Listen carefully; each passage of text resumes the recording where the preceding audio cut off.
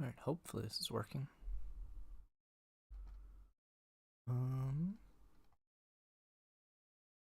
Don't actually know right off.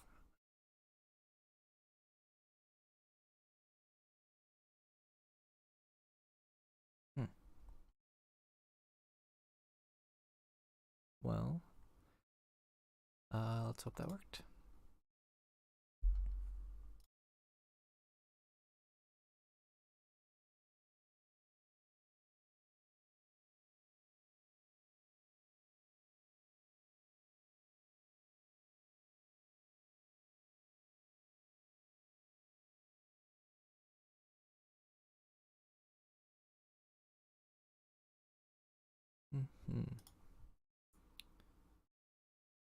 I think it's working, but I'm not sure.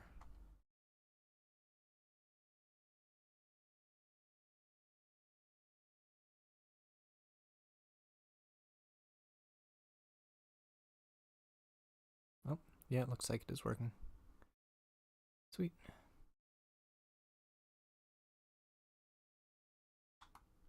Hey, how's it going, Ryan? How does everything look? I just kind of tried to swap over settings from Twitch, and I think it's working. But I've never actually streamed on YouTube before.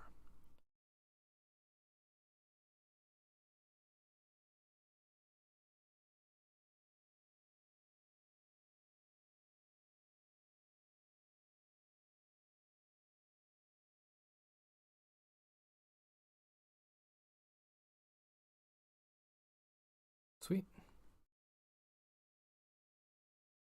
Ugh.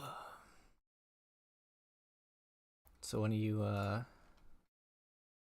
gonna start showing up to our locals again?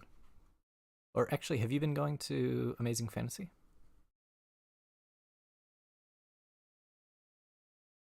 Because I feel like we haven't crossed paths in quite some time.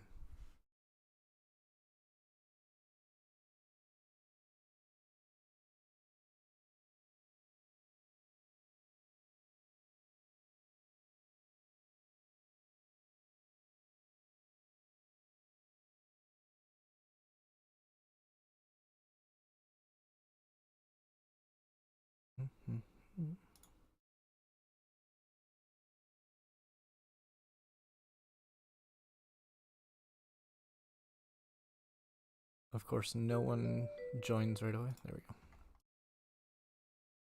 So the dash matchup is actually weird. Because I've been trying to... If they win the die roll, I sideboard differently depending on whether or not they choose to go first or second. Oh, nice. Alright, yeah, I gotta make it down there again sometime. It's just a long drive. Alright, they're going first, which makes me think that they're gonna be... No, they made me go first, which means they're probably aggro. So I'm gonna do my Slim 60 that I play into aggro.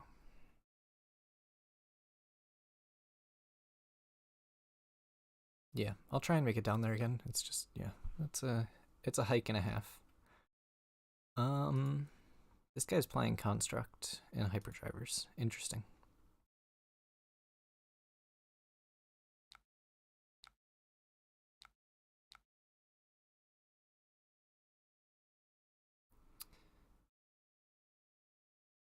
Yeah, that's fair. Oh, this is interesting. I think I'm gonna blind Azalea here. Nice. I'll just come in for 8 Dominate, and then I'll play the Sigil and end with the E-Strike and Arsenal. If I missed on the blind Azalea, I would have gone for just like an E-Strike for 7 and then played the Sigil.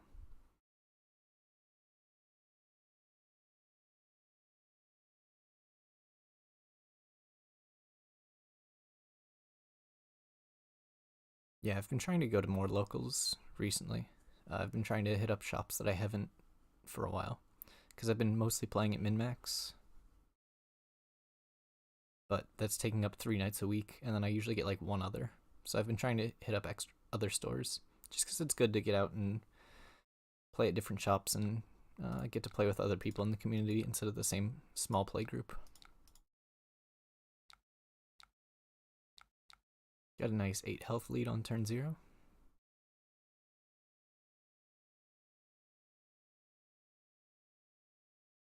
So this matchup's weird when they go for Construct, because you can either try and pressure them prior to the Construct or live through the Construct. I'm not actually sure which I like better. I think I need to pressure prior to it, because there's no guarantee when he'll actually get the Construct down. And if I... yeah, it's just really hard to live through the Construct. So I think trying to pressure is going to be the way to go.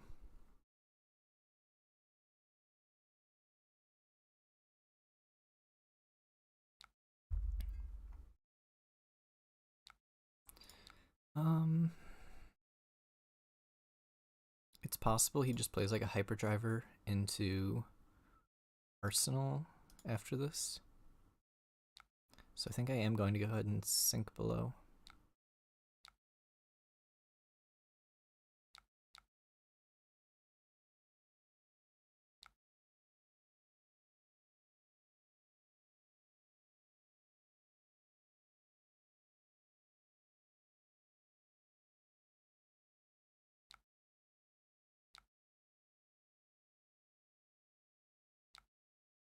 There's no reason for me to block with any of these cards.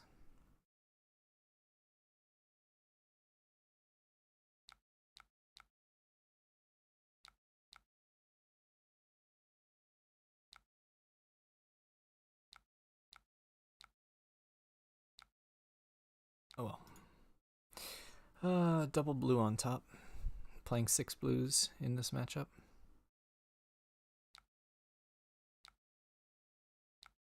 It's fine though, because we just go into E-Strike for 7. Should give us a bit of a health lead, which then translates to hopefully being able to play a 5-card hand with the Seek and Destroy.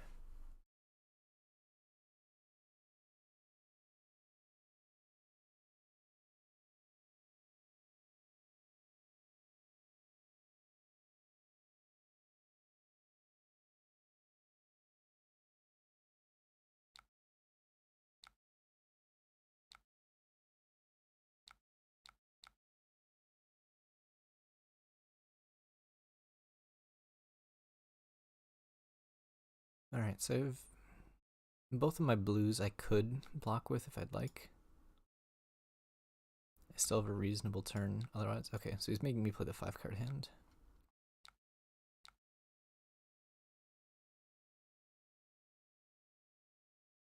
Interesting.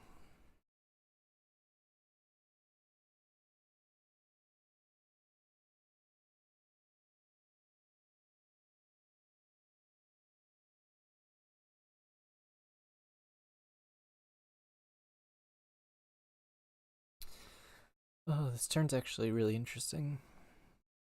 I'm not sure. I could burn my snaps here.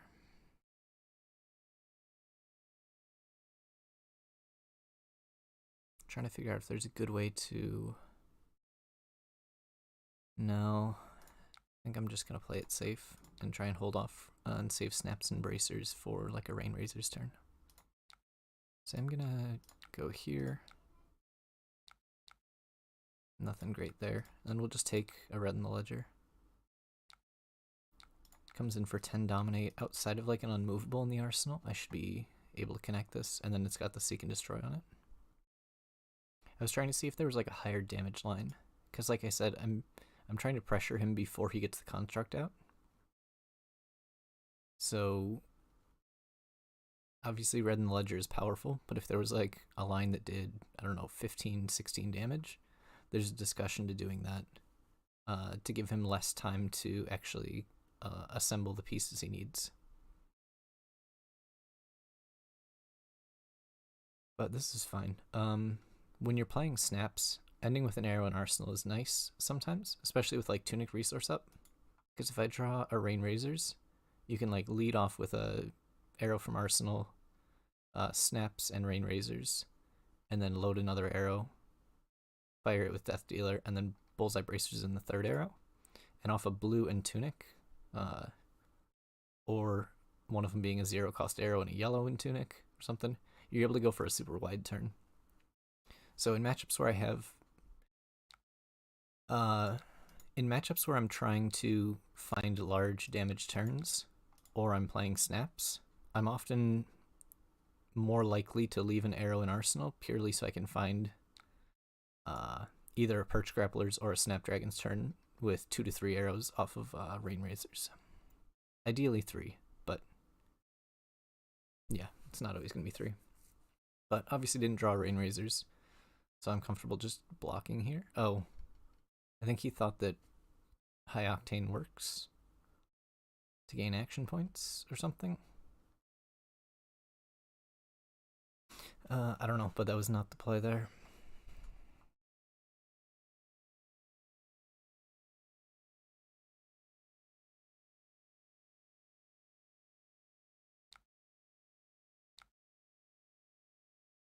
Oh, sweet. He had the construct in arsenal. So it's one of the constructs gone. He hasn't boosted away a second one.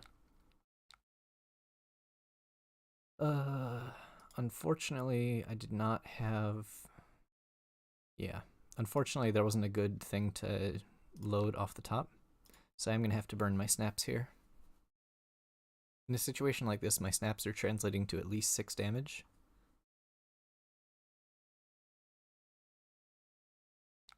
Do I do Vacation to the Pits? What do you mean?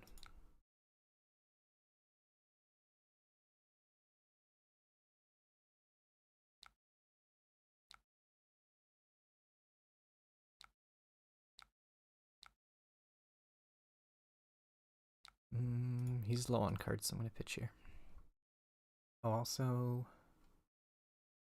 I think I'm supposed to move my camera back.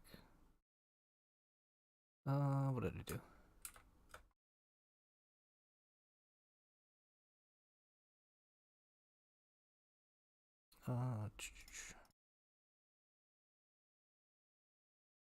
So here, it sucks I used a Rain Razors on turn 0 and I don't have snaps, so I want to arsenal the Bolden Shot here. I'm trying to move my camera. Where can I go? There's no space. We'll go smaller. There we go. This hand sucks.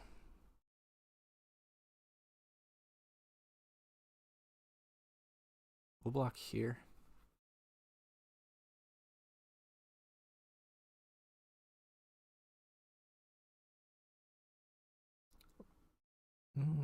E-Strike's actually really nice here.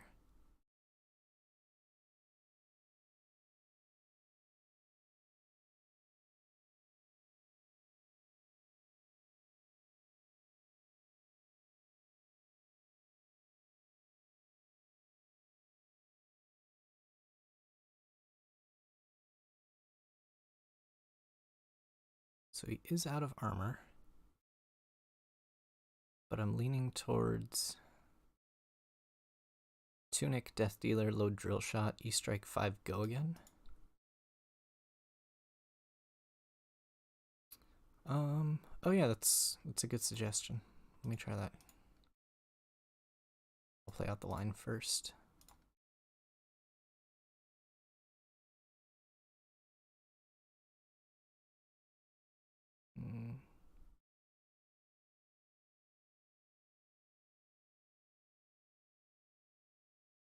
Go right here. Beautiful.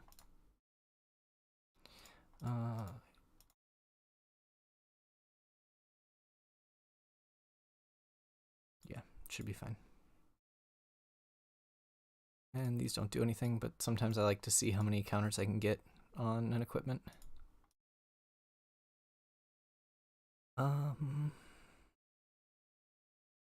This is a situation where I'm not sure that I actually need to dominate, so I'm going to play the glide path first.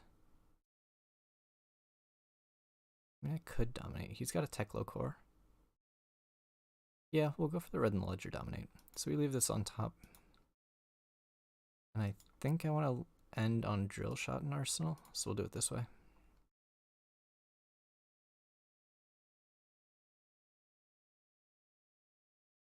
And this is just going to waste his Teklo core resources, which is really nice.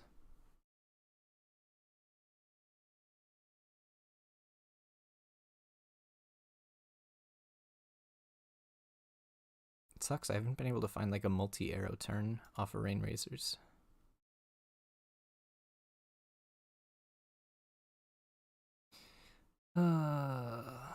This is where I wish I had my snaps. Yeah, unfortunately hands like this are really bad. I could go blind. If I hit like a buff, the turn becomes really good.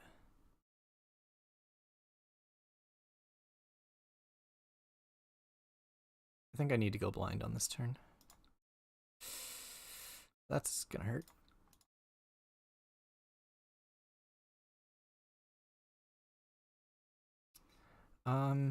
I haven't. I've tried Sandscour a few different lists, and every time it just feels very underwhelming. The aim counter payoffs just aren't there yet.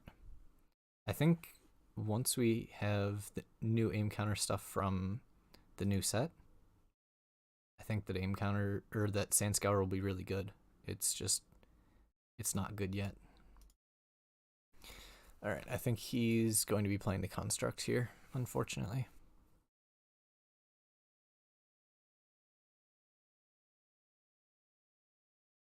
So what I'm looking for is a buff on top. Nope. I need stuff to pressure him.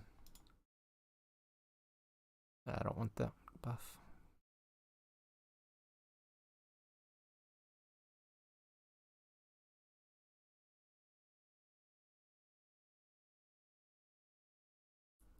And all of my Bolton shots have... Actually, maybe it's just they're showing up now. Or I've been sinking them. Because I only have one engrave.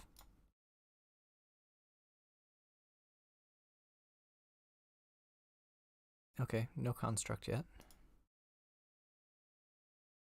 Possibly. Nope, there it is.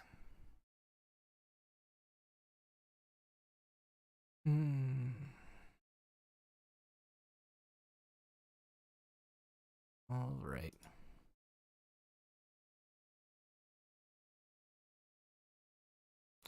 Okay, so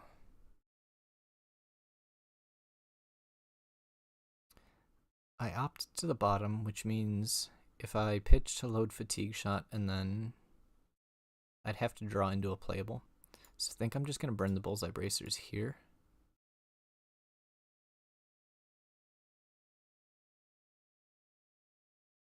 We're going to have to just burn through this mechanoid. Yep. Death Dealer, you're allowed to activate at any point. You just have to have it empty in order to actually get a card into the arsenal. So it can often be used just as a way of sinking resources. I'm going to hold off on that. I'm not going to play the Glide Path. I imagine he's going to start blocking out here. But I have a very good health lead. So hopefully we can still get there, but this is going to be a little bit rough from this point. Because this construct represents like 40 damage for free. Yeah, 40 off attacks, and then... Or... No, it attacks for 6. Yeah, and blocks for... Like, it's some crazy amount of value that I need to either be able to go over the top or outlast.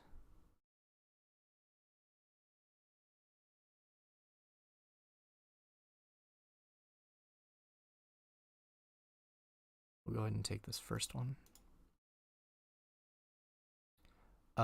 Yes, that's correct. You don't draw a card unless you load an arrow. But that's not the end of the world, oftentimes. This is an interesting decision point. I think I am going to sink this and try and find more useful cards. Yeah, this is gonna hurt.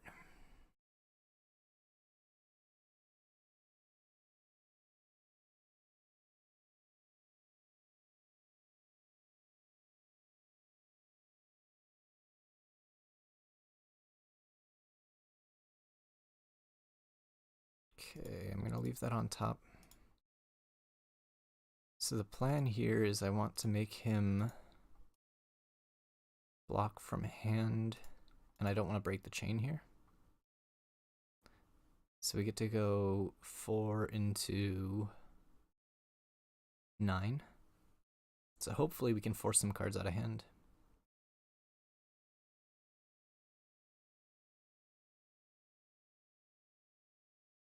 So yeah, Death Dealer can always be activated. It's just you don't get to load an arrow unless you have an empty or unless you have a completely empty arsenal, and then you don't draw a card unless you load an arrow.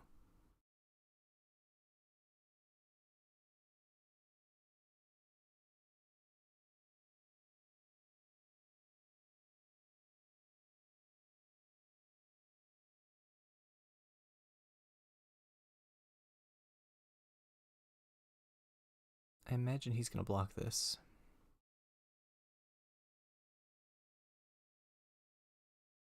Probably getting 2 cards in the construct. Oh, interesting. But we got 4 damage through. He's on 20 cards in deck. I don't think I can live through that. So now the next question. So Construct is blocking 3, he can block 6 on like a dominated attack.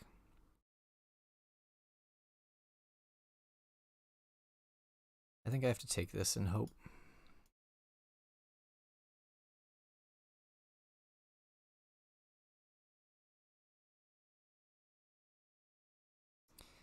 Man, my ops have been real bad today.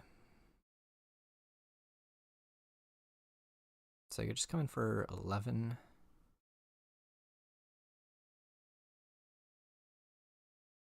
Or I could go for the blind Azalea.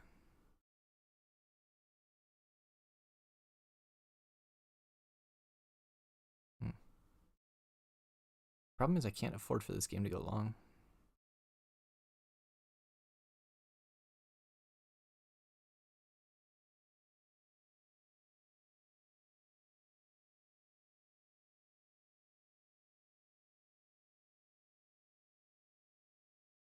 I think I have to go for it. I'm gonna hit another D-React, aren't I? Okay.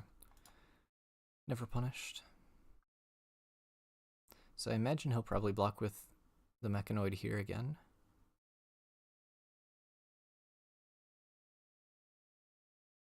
But then I get to come in for 13. Oh, he didn't block with Mechanoid. It's actually really interesting. Because now he has to block with the Mechanoid.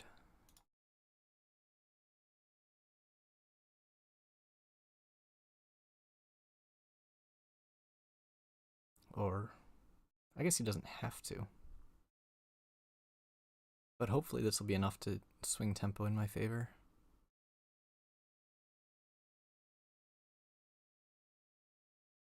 Going to 1. I don't think he has D-Reacts in the deck.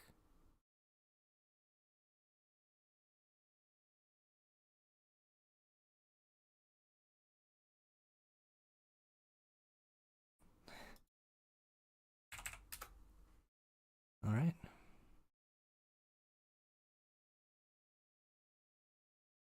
Well, I don't think... Yes. Deadeye is there because it's a 3 block.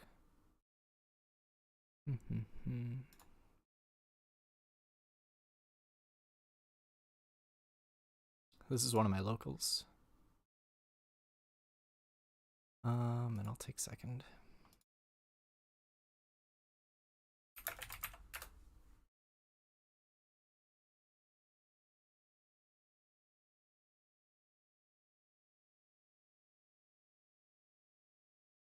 But yeah, Deadeye, it's actually one that people ask about a lot. And the reason for Deadeye is, yeah, because of it's a 3 block. So one of the issues Azalea has is when you draw hands that don't have an arrow, the hands don't block well. So having a card like Deadeye that can pitch, that can block, and can also be played proactively. Like, having all three of those modes as options is really powerful. I'm gonna get hammered for 6, aren't I? After this. He doesn't know that this is a non-block in my hand.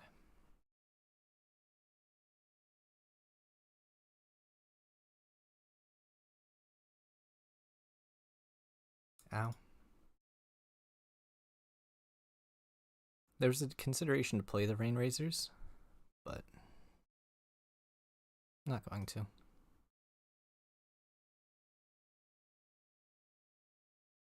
So Deadeye on top is not great.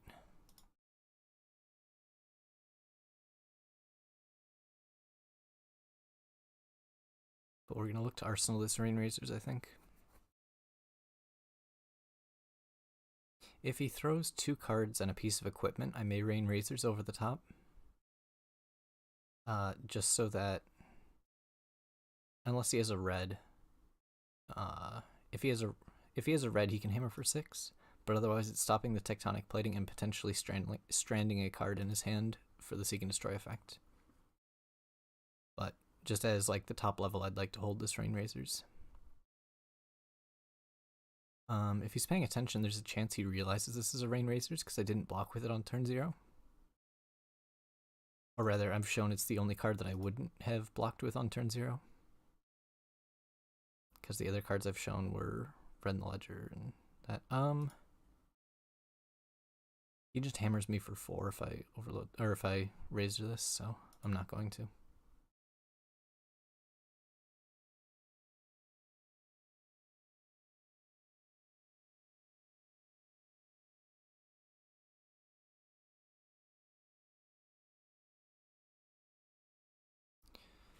Ooh, Bolt and Shot on top is interesting.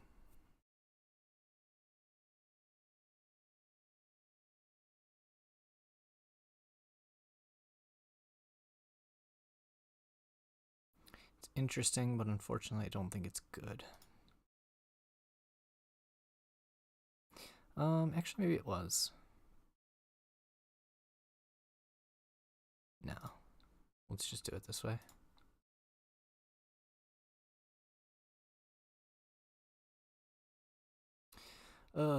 This actually, the second Deadeye draw was rough. So that's one of the downsides of Deadeye, is sometimes you do need to play it out.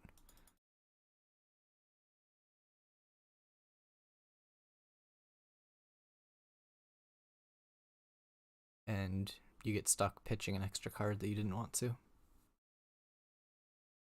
But most of the time that's not a huge issue.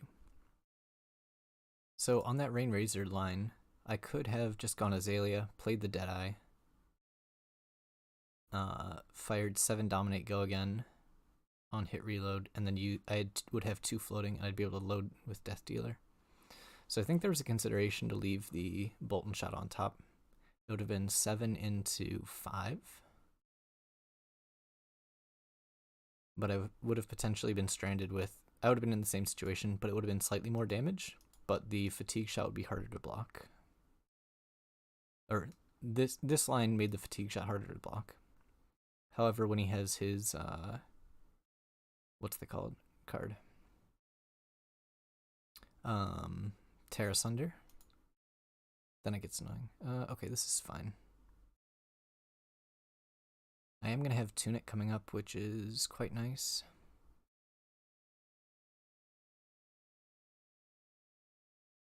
I think I'm okay just blocking 3 here.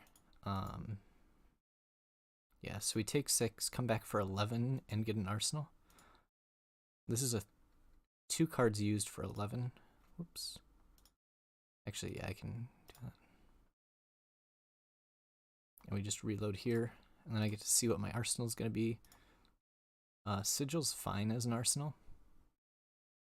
because it makes me less susceptible to, like, CNC.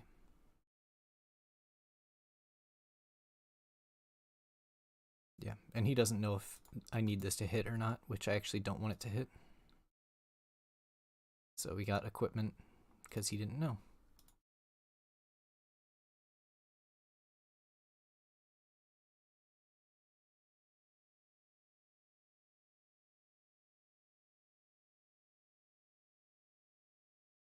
Oh, interesting.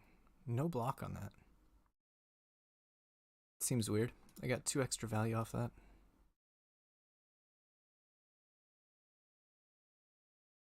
Yeah, that makes sense.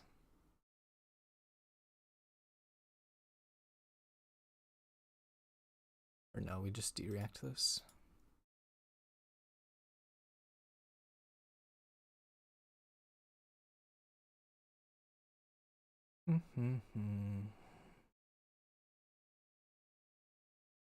Yeah, we'll leave it on top because I'm going to be on the back foot here for a second.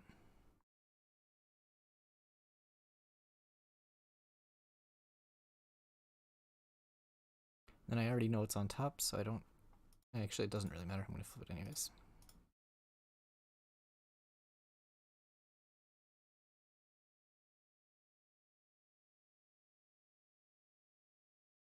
So I'm a little bit behind on tempo, but Cranial Crush is a pretty low tempo turn for him.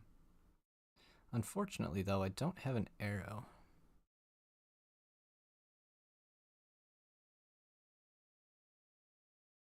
So I think I'm actually doing it this way. And then I'm just going to E-Strike for 7 and Arsenal this Fate Foreseen.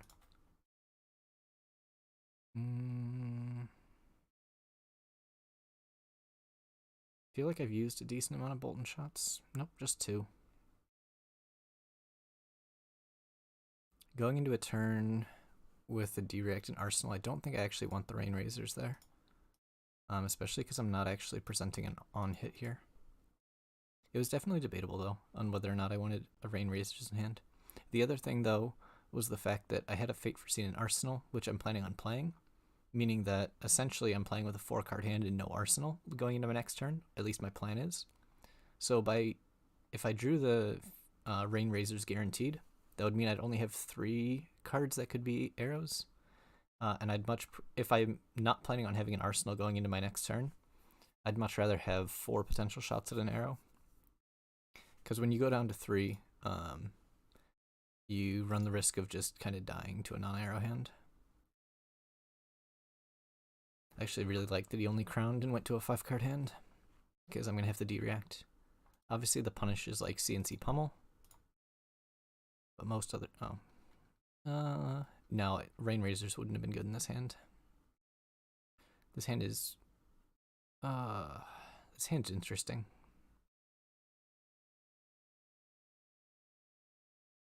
If he goes Dominate Crippling, I have to throw a buff in front, which is annoying, but fine.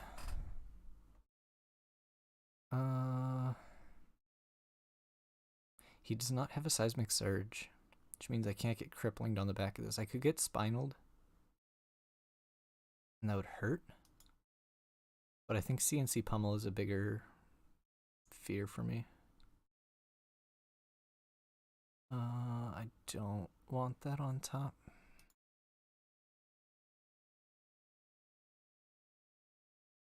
Yep. It was CNC. Oh, Andy had to pitch 2 reds. That's rough for him.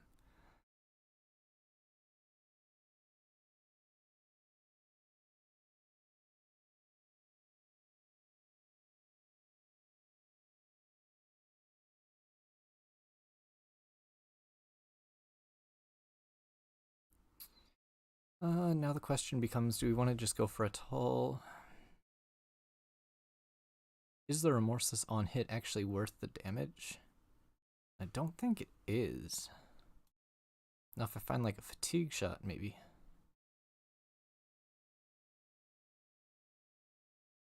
I think I'm just going to go raw damage. So had I done the same line but taken the Dominated Remorseless, it would have only been for 11. And realistically, I don't know if that's good enough. I've only seen 1 CNC, and he seemed happy to take that. I'm just going to fire this off. And if he goes to 3, I think... Yeah, he showed that he didn't want to block with any of these cards, so I'm going to go ahead and try and take the damage while I can. He's low on armor as well, so him going to 3 is kind of dangerous. The only concern would be like a Dominate Spinal. Actually, no, I just used my Tunic resource. So Dominate Spinal doesn't punish me that hard. Spinal Pummel hurts. But regardless, the health differential here is going to be quite nice. And I drew the D-React, so I can stop a Dominate Crippling here. Okay, so it's a CNC Pummel. I go to 3. Discard the D-React. The other conversation, though, is...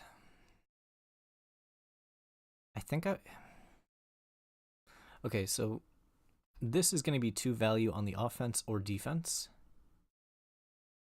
I think it's better on the offense, so I'll go to 3.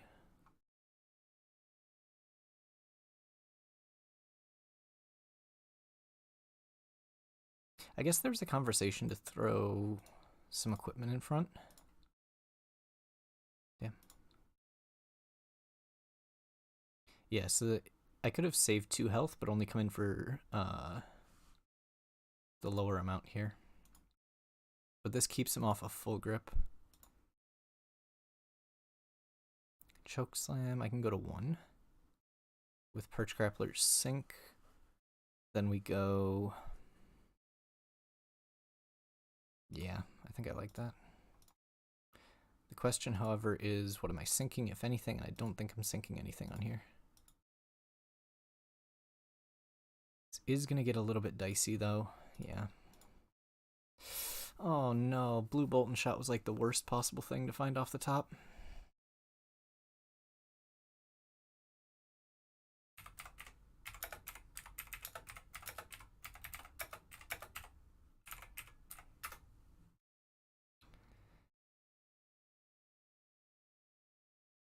Because it doesn't even force a card.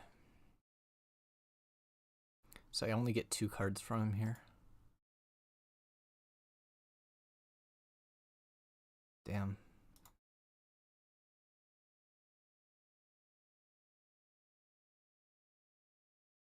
Like, if I found a buff on the top, it would have been so much damage. Oh, he's overblocking for the Rain Razors. Yes. If he overblocks for Rain Razors, I think he just loses. Like, I don't think there's any coming back.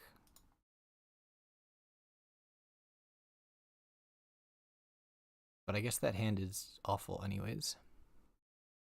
Also, hey Sam, how's it going?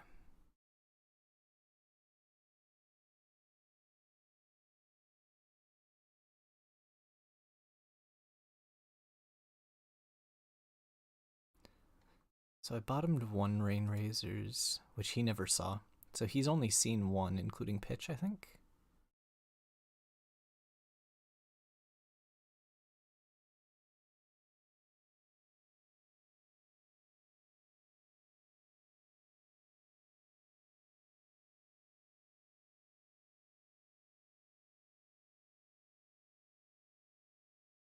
I'm expecting hammer for 6 here.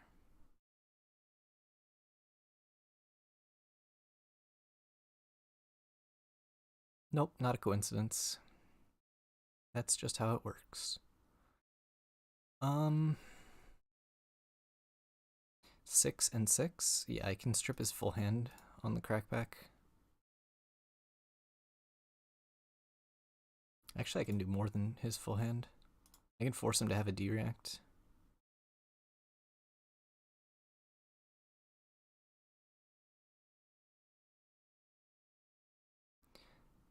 Yeah, this is actually interesting. Or no. No, we go 6 and 5. I don't know why I was thinking it would force a D-React. I can't math. Oh. Huh. Yeah. Alright, I just need to not brick. Because I have full tempo here. Oh, come on, he had the 2 block. I could have killed him with the bullseye bracers.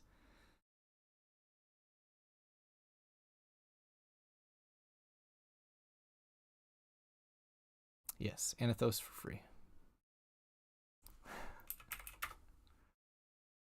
I don't think he plays unmovables. That said, we are still gonna do it this way. think I have a headshot left, right? I should. Yeah.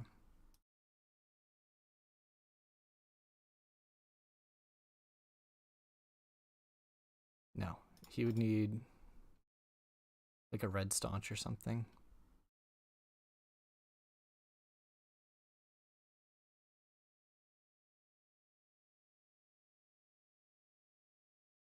Yeah, Bravo matchup's rough. It was very, very close.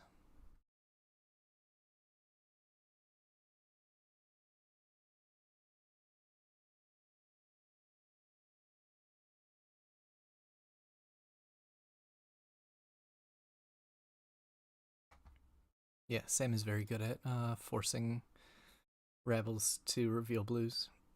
It's just what he does.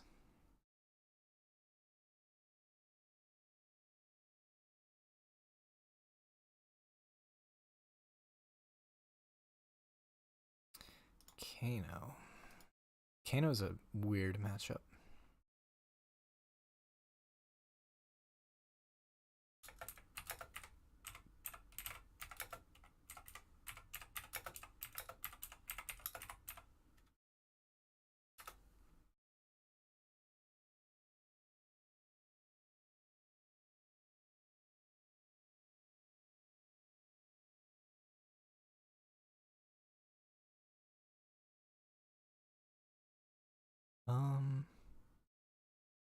I'm gonna try. Hopefully that doesn't screw anything up. Let me know if the stream dies or something. But I'm gonna try and move the latency even lower. Hopefully I can support it. Because I think there's still, like, even on low latency, I think that there's still like a 15-second delay. How much damage am I taking here?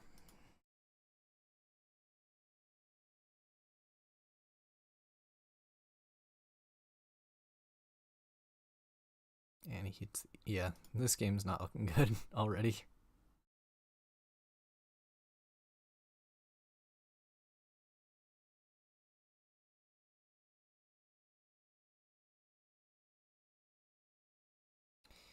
Oh.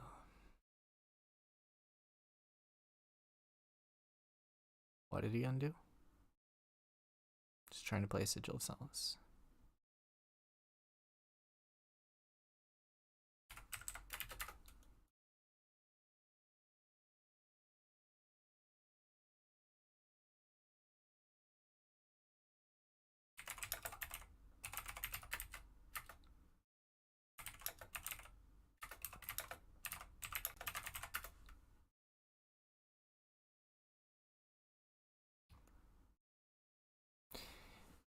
As long as he plays it back the same way. I'm just gonna get the Sigil out of there so it doesn't keep asking me for priority.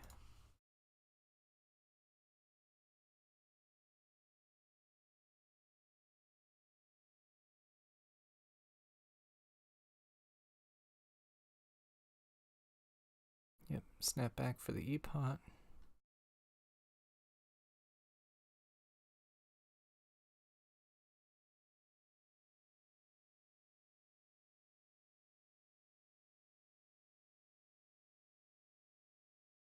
I've played a blue rebel in limited for 0. It feels real bad. I think I'm gonna kill the Bolton shot.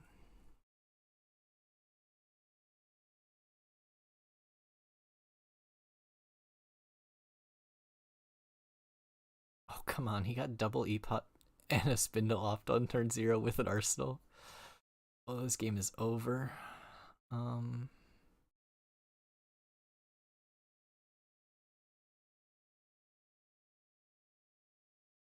Maybe I should. No, I shouldn't have rabbled yet. Because now he knows what's in my hand. I don't know. If he has it, he has it. I'll accept my defeat if he has the kill here.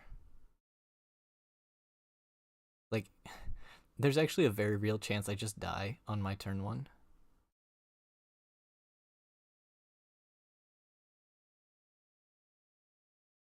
Because he knows I have a red in hand because I rabbled first.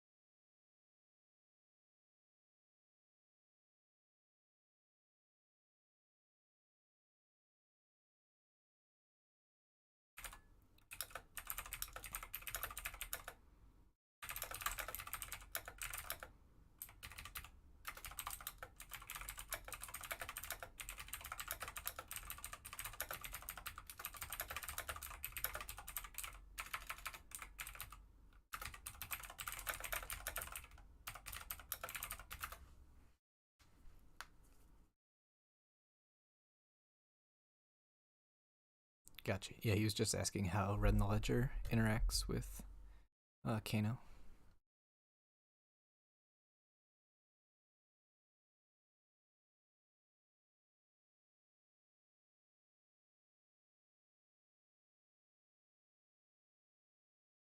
Okay, I'm not dead, so that's nice.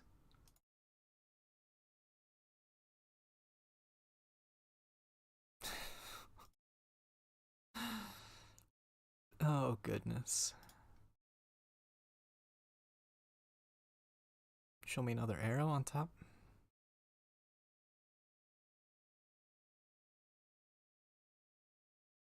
Seek and Destroy is interesting.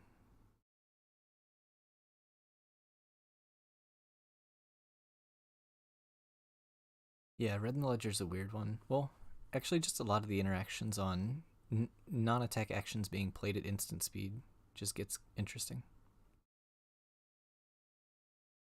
Okay.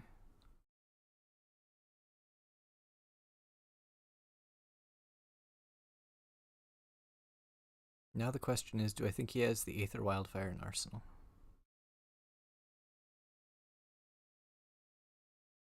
Four, 6, 8, 11. Yeah, we're gonna go for this. I'm gonna overextend for the Seek and Destroy and see if I can,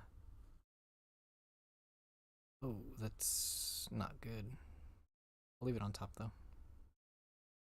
Alright, I'm gonna go down to 1 resource, but he's only got 3 cards. So this will come in for 11, which he can't actually block. Which means he's gonna lose his arsenal. It is possible that he just kills me here if it's a Wildfire in Arsenal. But the hope is to make him actually go for it. Or, hopefully it is a Wildfire and he just loses it here. Oh, of course. Oh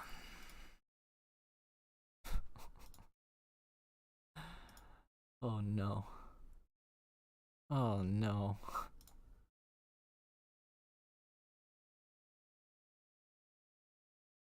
Oh man. Okay, that's his 3rd tome.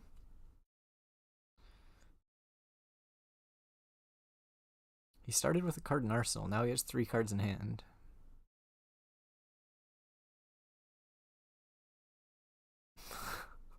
Outplayed, honestly.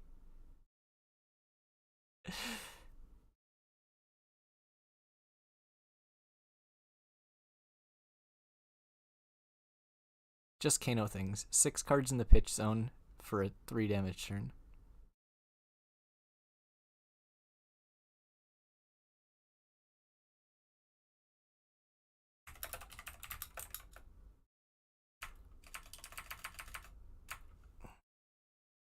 I'm not even. I don't know. Kano's cool to watch. It's just not that fun to play against oftentimes.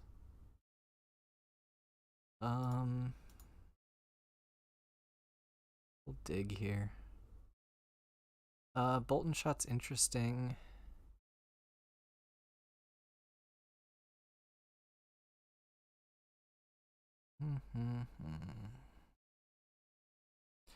Losing 3 damage there.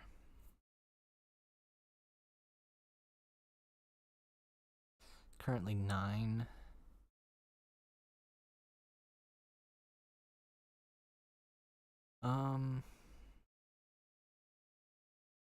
Yeah, we'll go for spicy plays next turn. I'll see if I can try and piece together a big turn.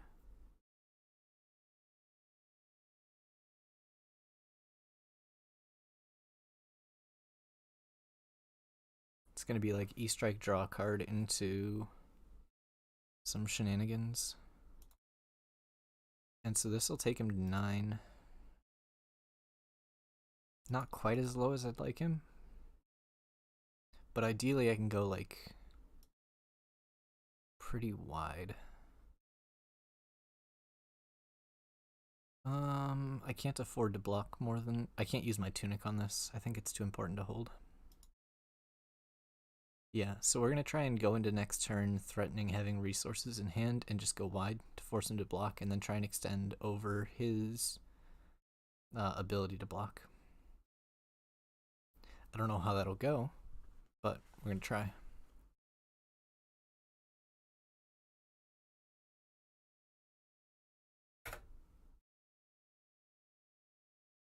I'm not sure why he's trying to go off right now. I've got a floating resource as well as a tunic resource and a card in hand. He didn't crucible.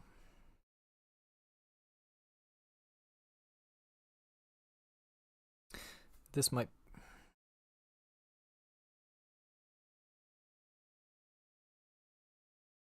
I think this is worth my tunic resource.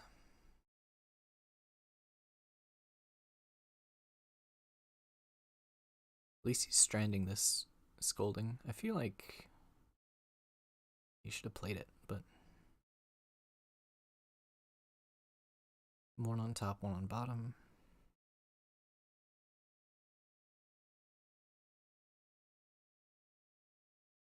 Oh, interesting. He's just firing it all. So he's going in with no arsenal. I get to come in at him with a 5-card hand. I feel like that's not the play. They have not blocked with any wildfires, and they pitched 1 wildfire.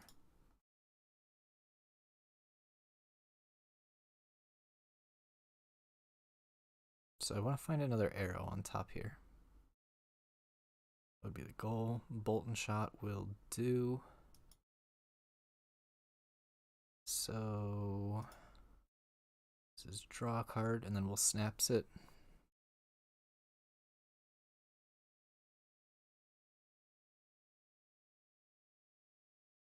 Yeah, he's got 3 E-pots, so I'm never actually safe.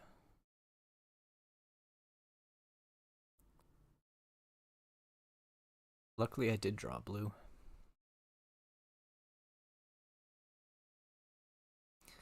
So currently this turn is going to cost 1. Meaning I can afford to pay 2. Okay, it looks like he might be going for it. Because he popped the ragamuffins.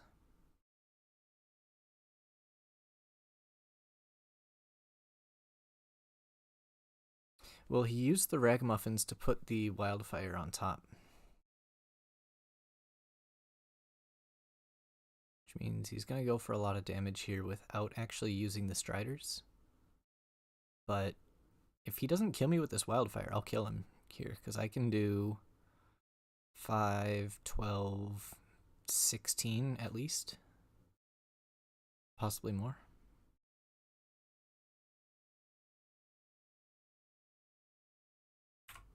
Yeah.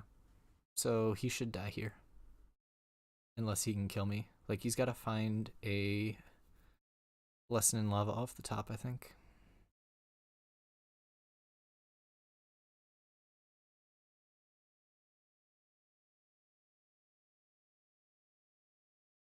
I can also actually just sack this bolt and shot as well and block 4 pitch. And then only come in for a total of 12 this turn, because he'll only have 1 card left. I guess that would take him to 1, because he's got the tunic. I guess it depends on what he does with this.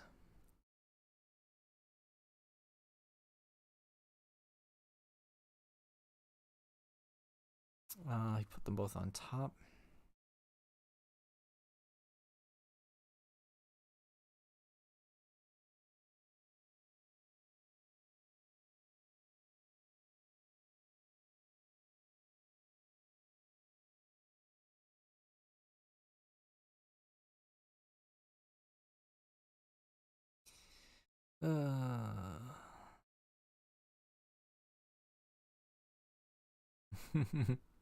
I feel dead. Well, he's only got 5 resources left.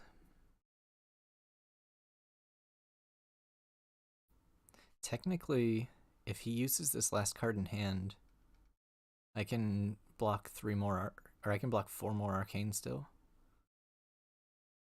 I think I need to throw as much arcane or as much as I can in front of that.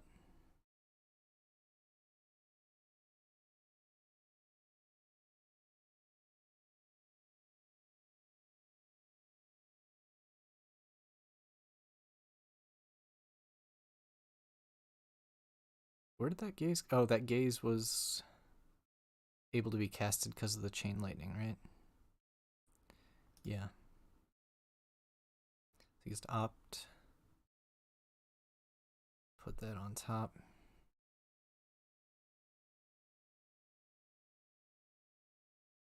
I feel like he's more than one short. Either way, if he pitches that last card, I can kill him even blocking with this take aim.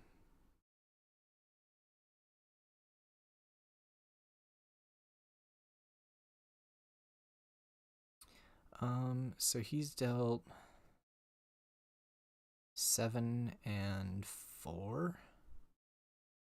So 11 plus 15.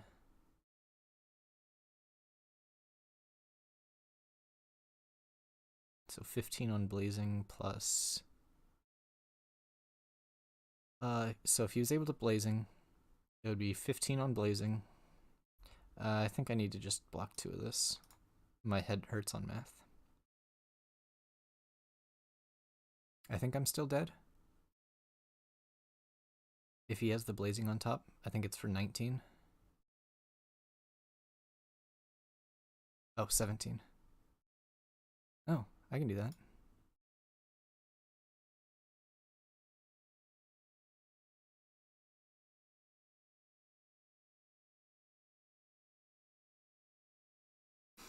Oh my gosh.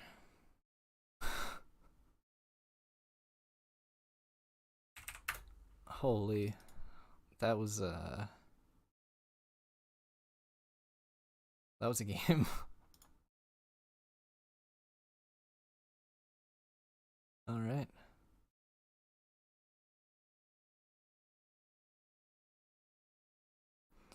All right. Oldhim.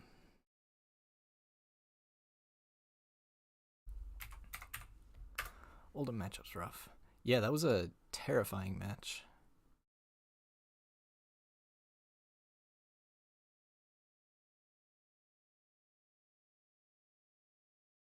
Like, I'm lucky I had 6 resources. I had 6 resources to block Arcane, and still he did 30 damage.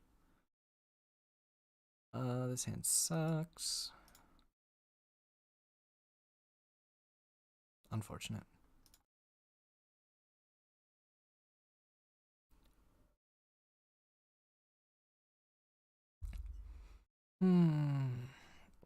So this is how this game is gonna go.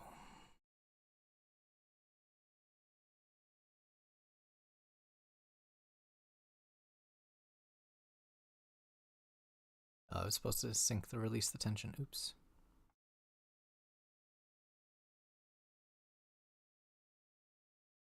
Never punish truly yellow.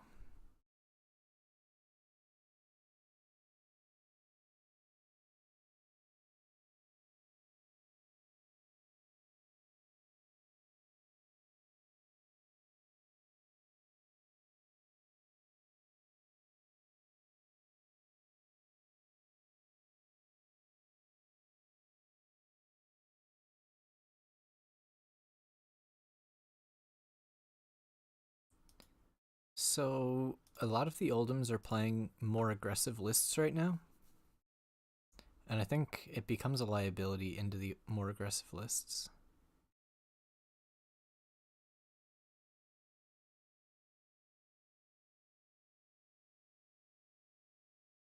And even the games where I get fatigued, I don't feel like I have a large health lead when I get fatigued. And Remembrance often will require using a decent amount of health just to survive through it. Or, like, it's a big tempo loss to actually play it. So when you do play it, you'll often find yourself losing tempo, so that those cards that you just put back in deck, it's hard to actually get to play them efficiently. You end up needing to block with them. It just, yeah, it didn't feel quite as good. I could see maybe putting one back in, but I wouldn't do any more than that. It's a weird balance for sure, though.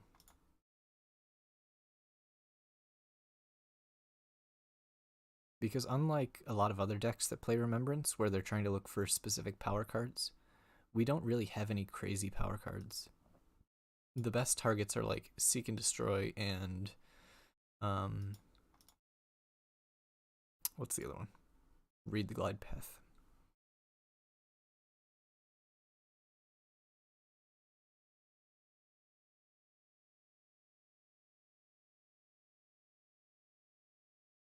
Okay, this is not a good start. I haven't found any like good turns yet. Oh, that was wrong. I was not supposed to play the Ravel there.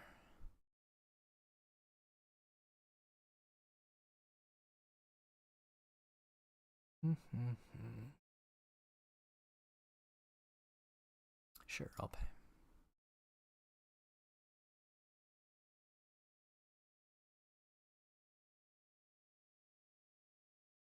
Yeah, you're down to just arrows most of the time.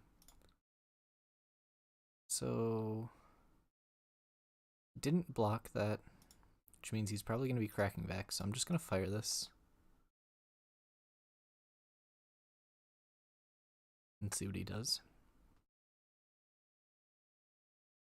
Yeah, you're definitely limited by buffs. And also the way that you push damage in this matchup is often dominated buffs. Or dominated arrows with buffs on them. So having more arrows doesn't actually push more damage because they can Crown, Rampart, and 3-block. I don't want to block with this hand.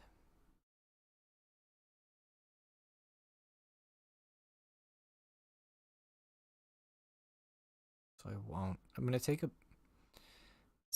little bit of a tempo loss here in order to make sure I get this Bolton shot in Arsenal. Okay, now this is interesting. I think I want to pitch the Seek and Destroy. I don't think this Sleep Dart's gonna hit if I... Actually, no, that might have been wrong. If I put the Seek and Destroy on the Sleep Dart, it's more likely to get full blocked out. Okay, I got rewarded. But I think it's debatable how I wanted to handle that. I just gotta take this. I did not need to take that because I don't have a buff. That was bad.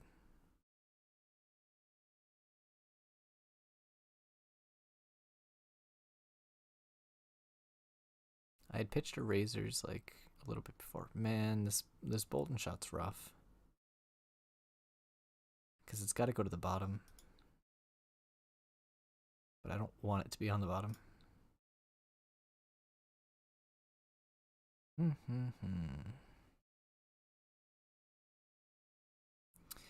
Do I risk getting blown out by a blizzard right now?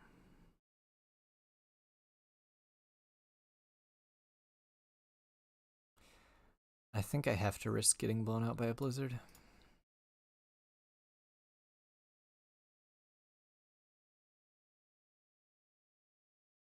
Because, like, the conversation is, do I want to break the chain and give him 2 extra health on the Rampart? Or do I get punished by the 2 of remaining Blizzard in his deck?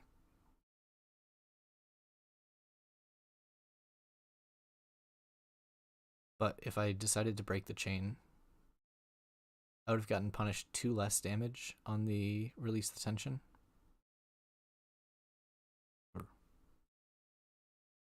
No, breaking the chain, like, I don't know, this only does 1 damage then at that point. I get to hold it in my hand if he has the Blizzard, but I think I'm fine with this. Okay, this is pushing some damage. I'm not going to have an Arsenal, but he is going to be just going Arsenal pass.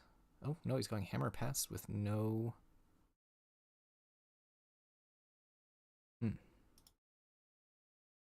Hammer with no Frostbite.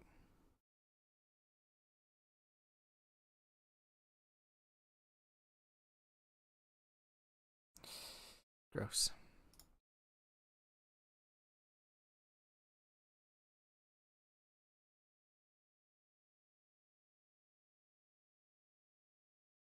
I don't know, these draws feel weird.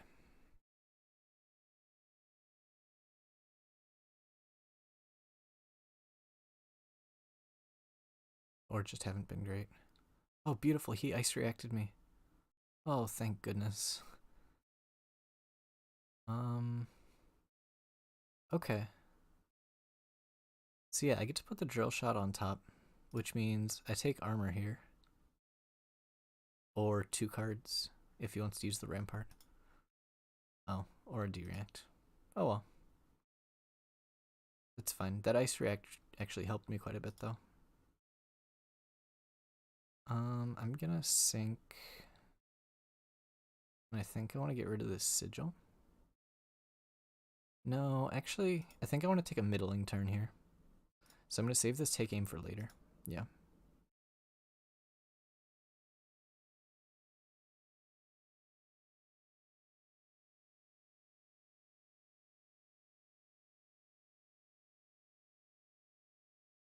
Yeah. So this is kind of like a mid-tempo turn where I got to put the take aim to the bottom. And this is still going to demand his arsenal on 2 cards, most likely. Is yeah, what he's going to do here. Also, it's the second Blizzard pitched. But he's going to give me 2 more cards here, more than likely. Which means I should hopefully be able to go into this next turn with this Bolton shot. And like I said, I got to put that take aim to the bottom of the deck. And hopefully I can find a decent turn. Oh, no. Oh, it's annoying, especially on a Bolton shot turn. Unfortunately, I don't think I can afford to give him the Perch Grapplers. This is another situation where, like... So I'm blocking with Knock. And the question is, am I blocking with Deadeye or Bolton Shot? Deadeye is better to have back in the deck. Bolton Shot is going to be better on next turn. However, I feel like I'm behind on value and I need to bank more for later. So I'm going to go ahead and block with the Deadeye. Or I'm going to block with the Bolton Shot and save the Deadeye for later.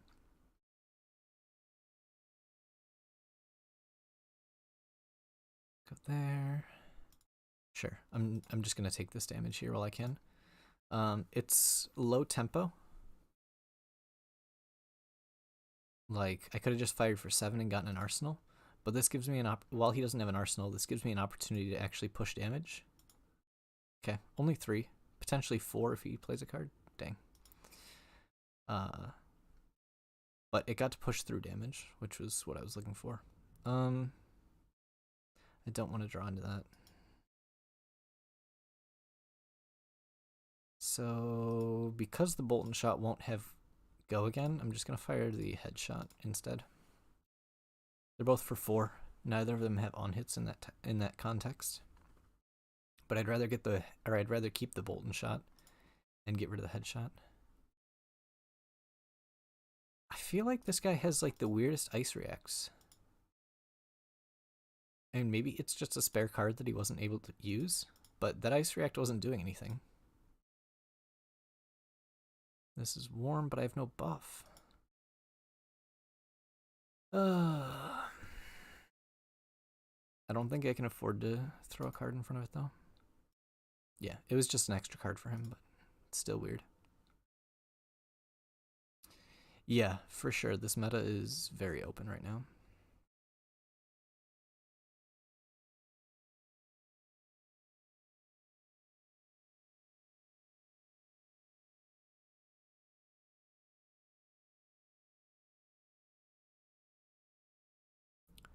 Let's do this.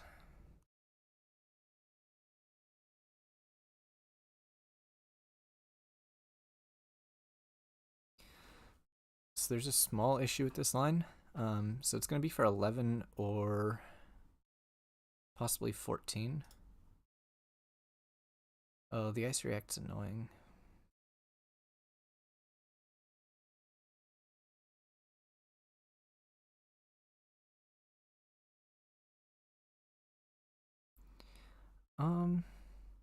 Kind of. I'm enjoying Azalea in her current state right now.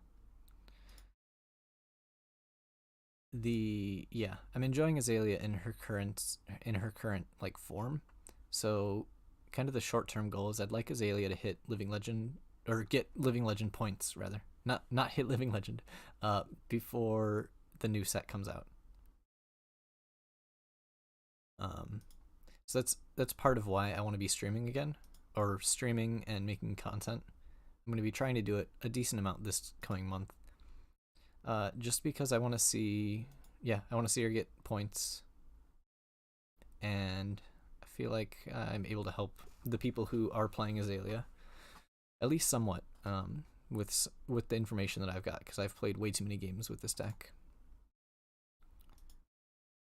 So that's the plan, at least, is do what I can to help the community so that Azalea can get her points before she gets buffed significantly.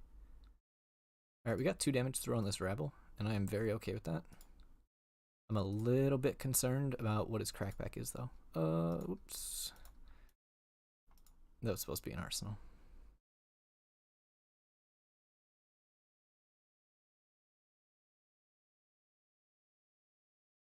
Yep. That's what I was afraid of.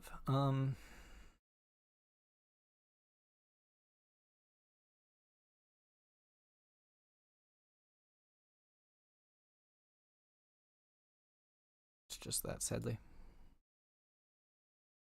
I can't afford to block with a buff, even though I'm going to be a card inefficient here, I think.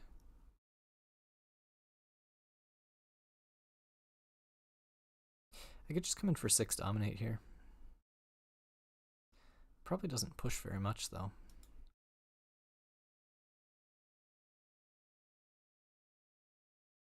Yeah. This is a little better. As far as dominated damage. So like at this stage of the game, because I have a slight health lead and he's still got equipment left, and I'm about halfway through my deck and he's about halfway through his health total, I'm trying to find ways to actually connect damage more so than present raw damage numbers. Because kind of like my pacing across this game is not as good as I'd like. It's reasonable. I don't feel terrible about the current game state, but it would be nice if I got a little bit more. That pushes 2.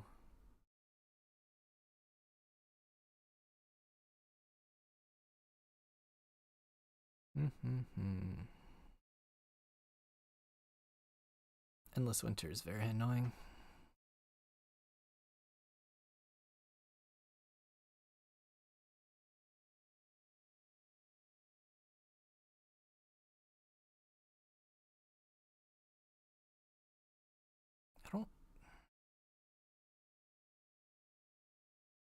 Huh. This sucks. So I could block here.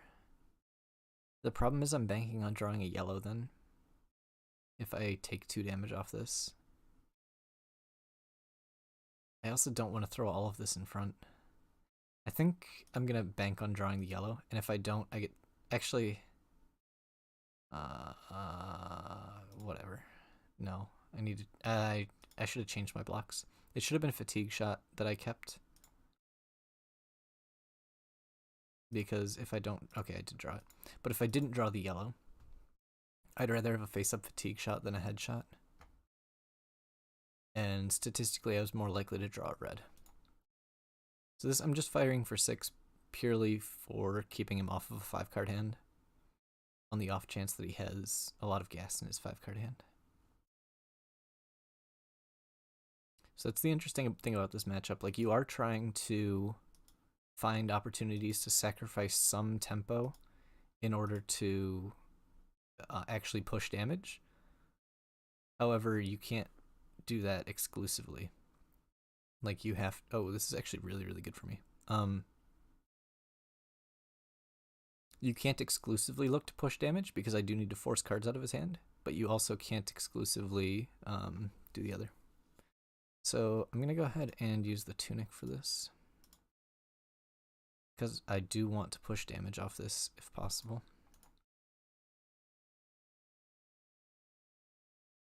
So this is going to be a head...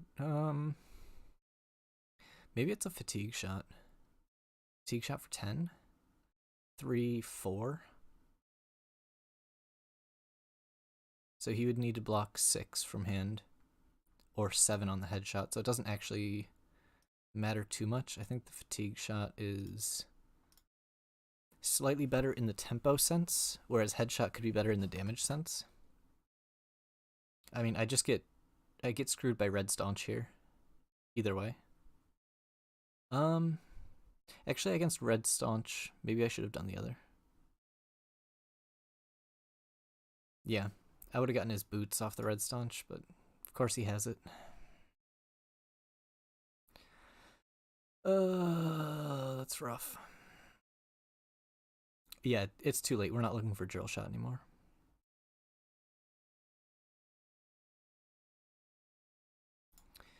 Yeah, that red staunch was, I think, probably about the end for that.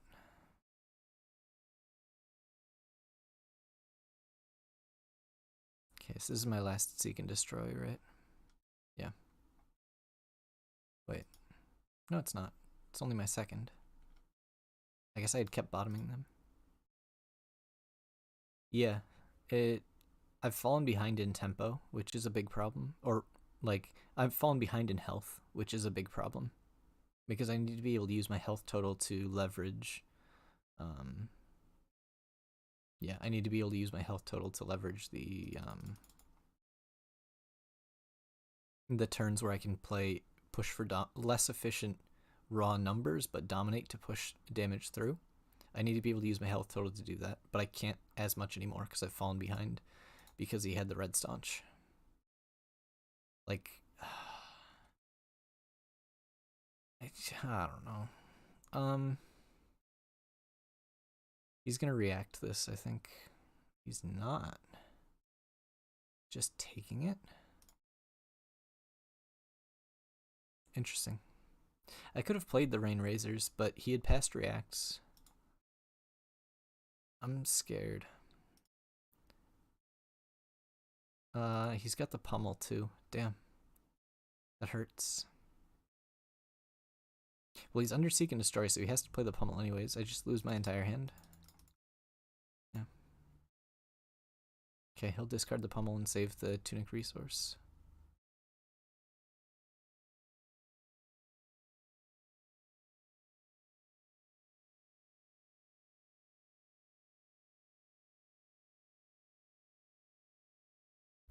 But yeah, I was never able to find a drill shot, unfortunately.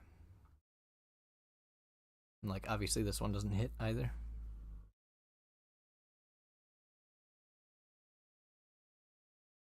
I mean, we got 2 cards off it. It's pretty good. Frosty's annoying. Yeah, nothing I can really do about that.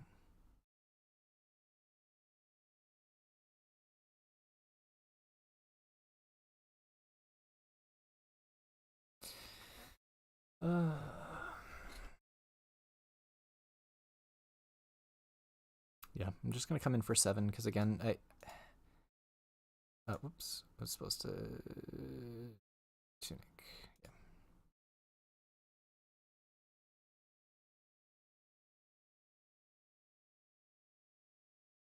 Yeah, like I said, I need to play a tempo game here, more so than like a value from my deck, which means I'm gonna start falling behind.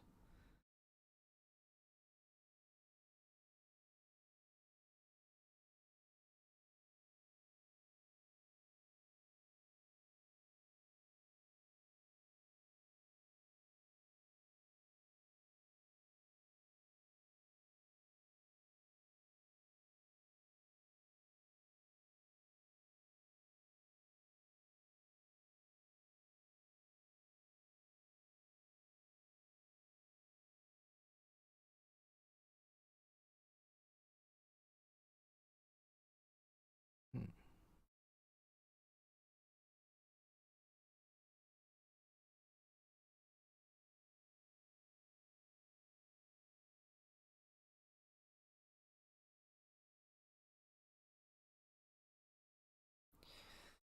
Do we just make this for 8? Yeah, I think I just have to make this for 8.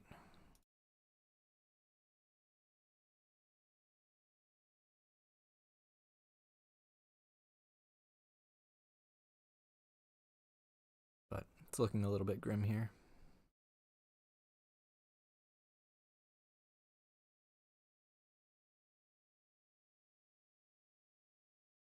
Is he gonna have another D-react or something? No. So he took the 3, but I'm gonna get hammered back. Which I can't afford to stop.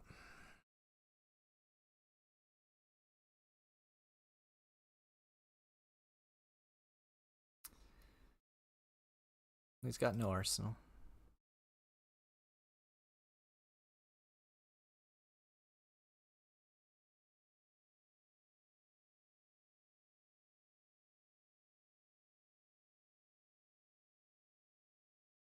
I'm gonna see how he reacts to this line.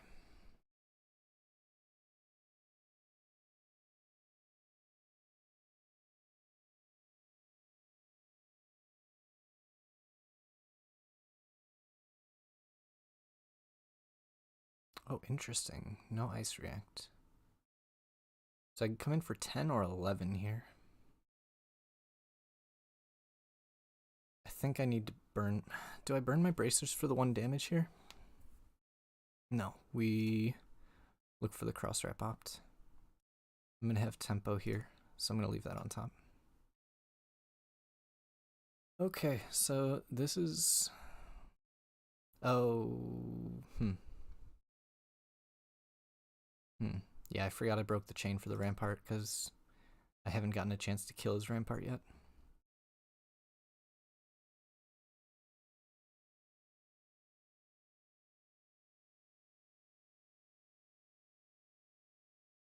Am I out of D-reacts? I think I burnt, like, I drew all my D-reacts super early, I think. No, I have 1 sync left. Yeah, 1 sync left, which should be coming up on this next hand then. Because I think it's been a while since I pitched it.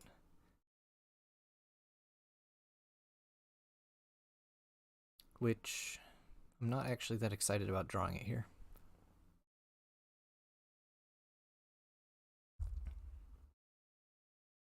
Interesting. Nope, it's not here. Okay. I have Tunic coming up.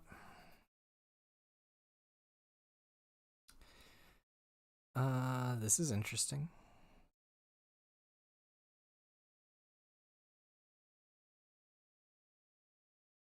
Damn. Okay. Do I have any drill shots or Bolton shots left in deck? Or red specifically. 1, 2, 3. Nope, that's all my drill shots. 2 red Boltons. Is there really a red? Just so he knows. 1 red Bolton, 2 red Bolton.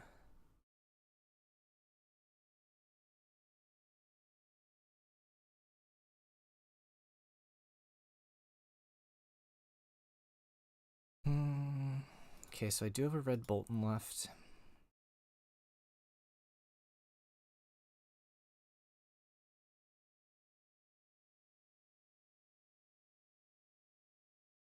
So I can come in for 9 dominate. And hope he doesn't draw his 3rd red staunch. I think that might just be my Hail Mary.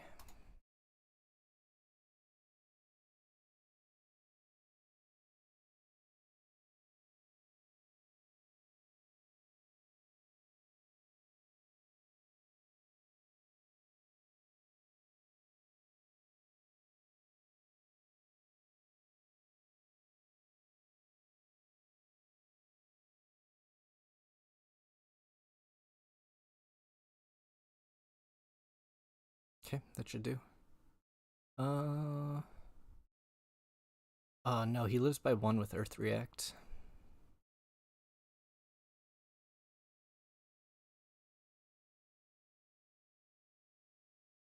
Right. What do you mean 4 plus the dominate?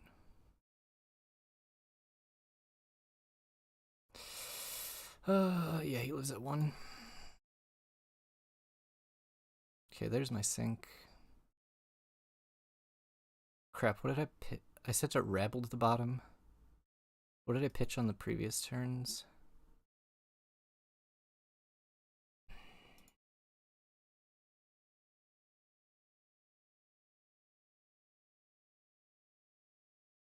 Fuck. What are the next 3 cards in my deck? Oh, I just shuffled, so it was... Shit. I only have 1 other arrow left in my deck, and is it another blue Bolton?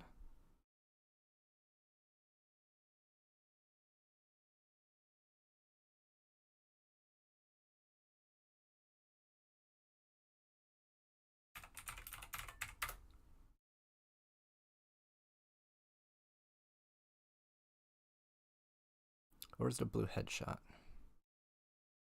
I remember it was a blue arrow, but I didn't pay enough attention to what it actually was. Blue, blue, blue.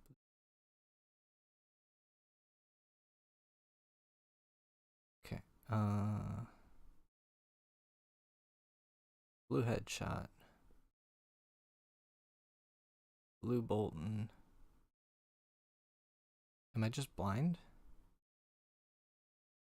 The blue headshot, there's blue Bolton. Do I actually have both still? Blue headshot.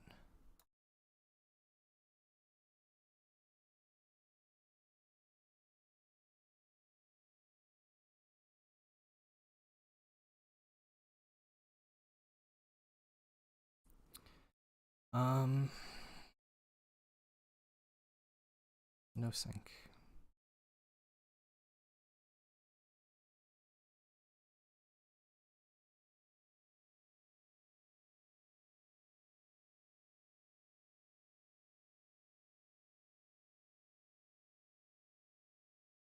I think there should still be a blue headshot in the deck, and it's currently a 1 in 3. To hit it. So I've got a pitch here. 6 dominate.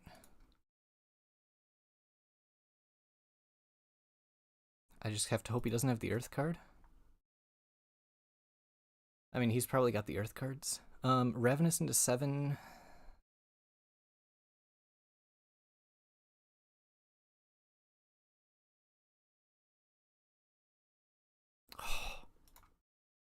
Holy. Ravenous into 7 dominate. What was that line?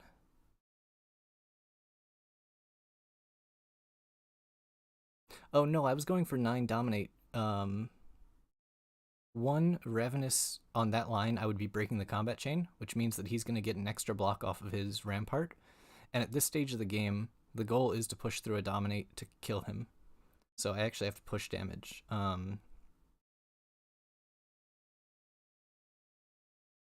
Yeah. Yeah, that, like... I don't know. That was a wild game. Yeah. Oh...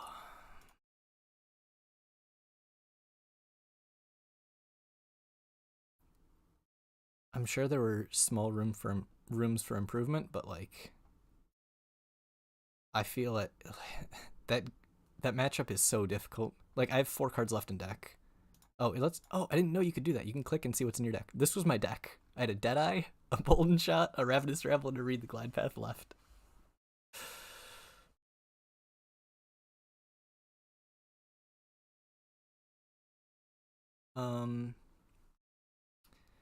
Yes. Yeah, actually, you are correct. Although at this stage of the game, I was not 4 into 7 is going to take. Let's see. Right? I think. I mean, you could be wrong. You could be right. There's also no guarantee what Ravenous is going to hit, because my deck was primarily blues at that stage, right? So there's a very real chance Ravenous hits a blue. It could have hit the Bolton Shot, which saves me the knock. Um, I don't know. I wasn't looking at that line because the only thing I'm really looking for at that stage is how tall I can go to try and close the game out. Yeah. I mean, the buffs in my deck were Read the Glide Path and Deadeye, which Deadeye frequently stays in deck for quite a while. 22 turn game. Look at this damage dealt. The most damage I dealt in a single turn was 7. But it was like 3, 4, 5, 3, 2, 2, 2, 1, 7. Like, ugh. Alright, I am very happy with that game. Yeah, that was a strange game. And so part of the reason why I had them in deck still, I think. I'm trying to remember what my second Memorial Ground was used on. I know one of them was used on like an E-Strike or a Rabble, right? Because they got stuck in weird hands where I didn't use them for tall damage, I used them for wide damage. Yeah, so I'm trying to think, the way that you're referencing, he was on what, 5? He was able to block 6? Or how much was he at the time? Because the concern is he had one additional card still in his hand. So like he could throw that in front of the Rabble and then do the rest of the same block and take 1 less damage. He'd obviously use more cards.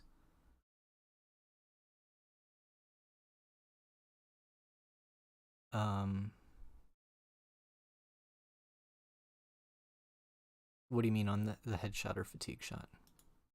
Oh, the turn where I fired fatigue shot for 10 and oh yeah. I used a Memorial Ground on that, right? Yeah, so that was one of them. Which that one was debatable. I th- I think I still like the fatigue shot. Both of them get punished really hard by Red Staunch, but the fatigue shot potentially saves me needing to block and leaves me more of a health buffer. Which having that health buffer is really important. Like here, this came down very, very close on health. But yeah, that one was debatable, but both of them got really punished by Red Staunch. However, So actually, I'm curious. When he played that Red Staunch, I'm surprised that he didn't just pitch 6 into Red Staunch instead of giving up his Crater Fist and paying 1 for the Rampart. I think that was a mistake on his end.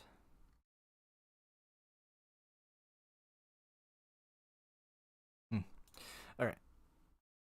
That was a damage threatened 178. Oh, gosh. Yeah, like starting from like turn 2, I could tell that he knew he needed to fatigue me. So he was playing very defensive. Sometimes you get matched into Oldhims who don't try and fatigue you that hard, and they're much more likely to take damage to swing back. And those matchups are actually quite doable. It's this one where they know they're fatiguing you that it's really rough. And like I lose that game if he drew an Earth card there at the end.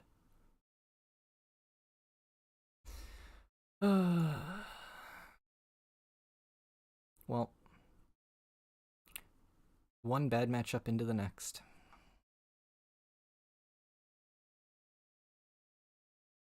I'll see what I can do on this one, but no promises.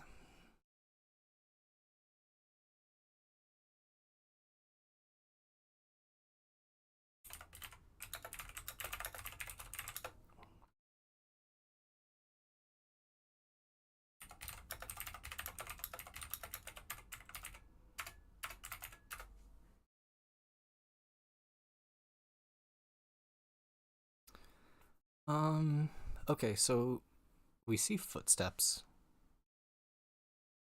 Footsteps is a good sign for me.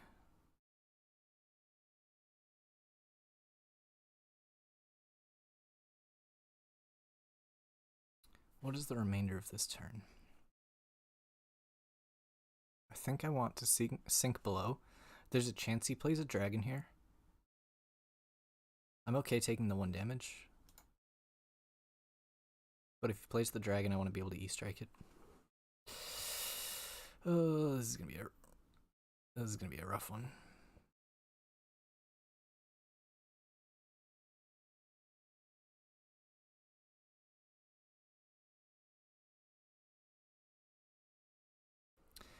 don't even have a good, or I don't even have a buff aside from the read the glide path, so I can't use the glide path for pitching to dominate something.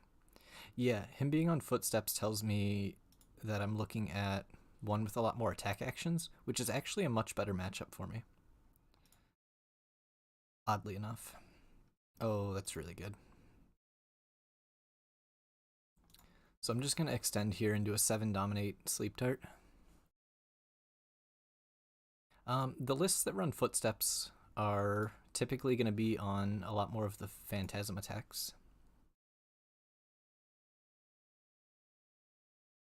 But like the pure dragon lists are really, really hard. This I think is slightly more doable. It's still bad, but more doable.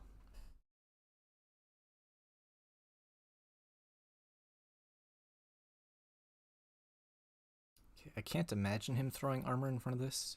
A D-react from Arsenal would hurt. Oh, okay. We're getting all the armor now. I'm very okay with getting all of the armor now.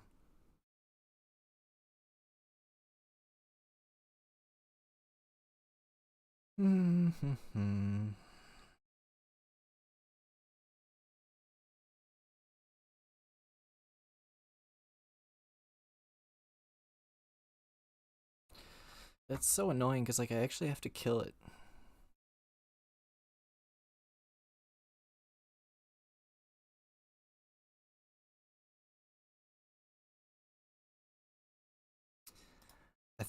I can't leave. Like he's on 38 still. I can't just commit to going face when there's a Kyloria now. So we're gonna block and take a slow turn and try and clean up dragons, and hopefully it does something. Fine, I'll take 6.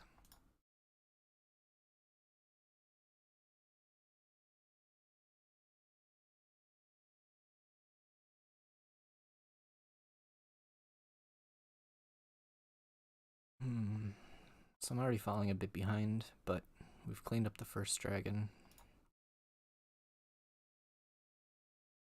Tunic's coming up. This is a 12 damage plus arsenal, or I can block with a card. No, 12 damage plus 2 spare cards. I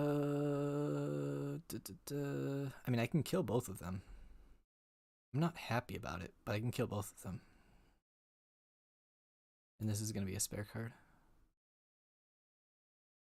I have to kill both of them. I need him to slow down on the dragon development in the near future, as in like right now. Okay. Does Rain Razors change anything? No, but I'm going to leave it on top. We go like this.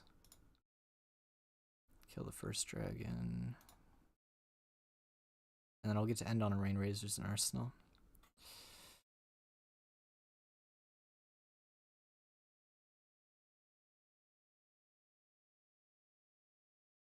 Oops.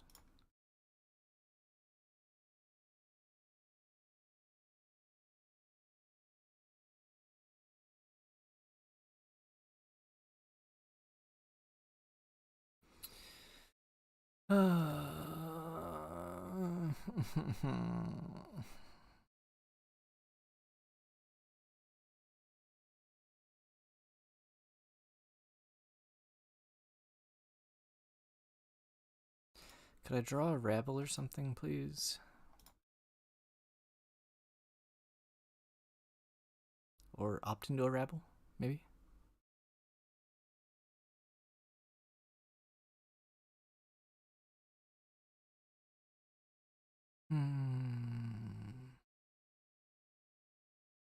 Sucks, I have to use this.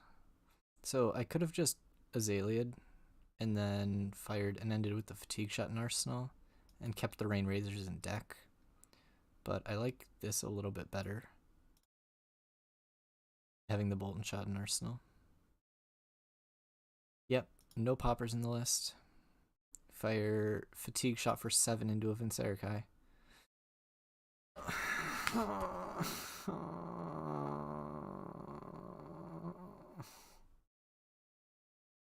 I don't want to play anymore.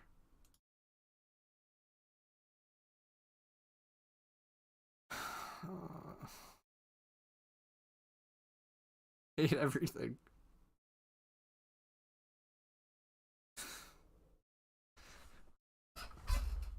I'm just getting flashbacks to Columbus now. I can't do anything. He's playing huge dragons every turn.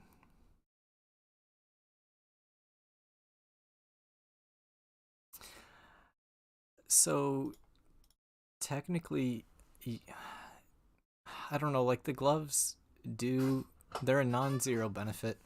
The problem is there's a chance that it doesn't actually hit the arrow on top, and then I don't have the opportunity to block anymore at that point. It might be worth it though. Just hope for the high roll.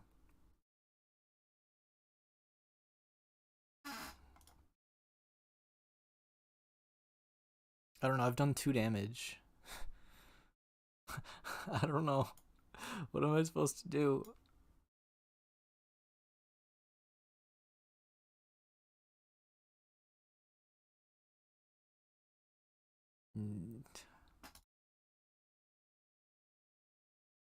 Oh, that is true, actually. I did have the Memorial Ground in hand. I don't know, like, so you saw the Oldhim game. Now, the Oldhim game is built on the assumption that I can. That's part of. It's something I wanted to cover in one of the videos that I'll be doing. Is kind of.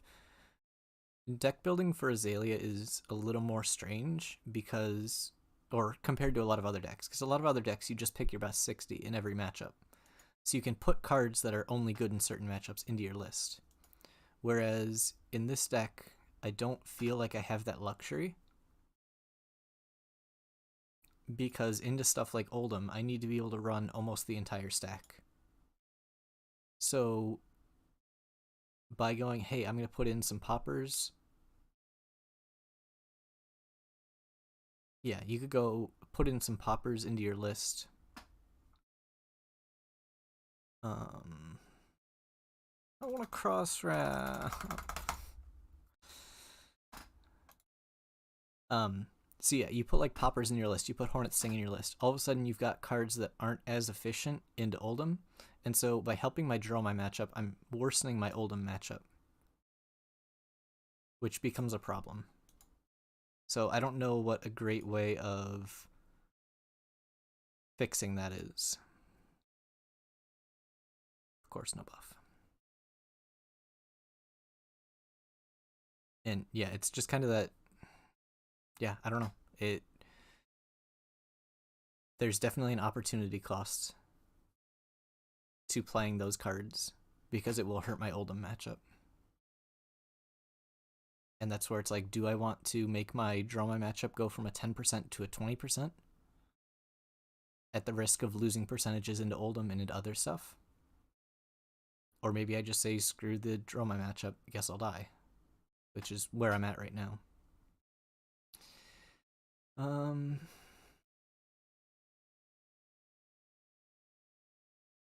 I've seen 2 CNCs, right? He pitched one or blocked one. I don't know if he pitched one, but I have to be a little bit careful of that. Is the follow back?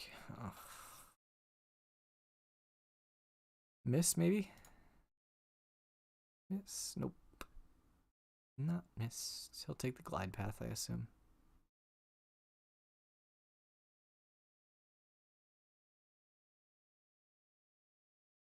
Oh, interesting. Not sure I agree with that.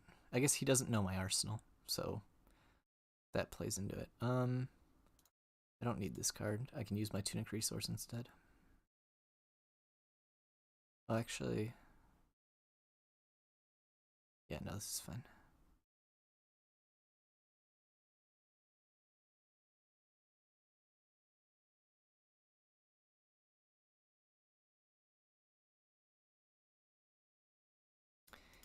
Yeah, exactly, Yuki.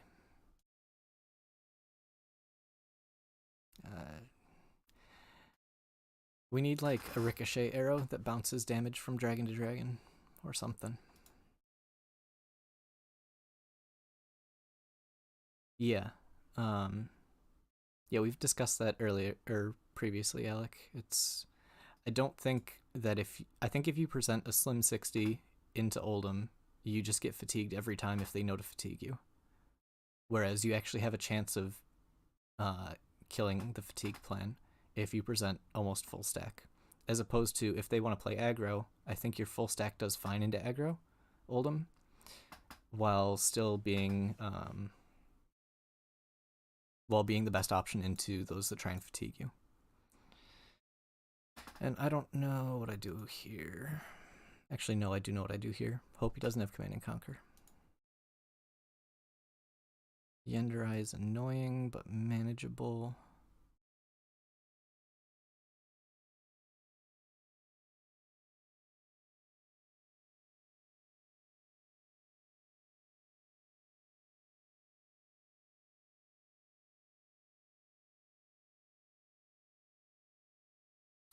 So now the question becomes, do I kill this Yenderai, or do I send that 6 damage at his face? Because right now, I could send a 19 damage turn.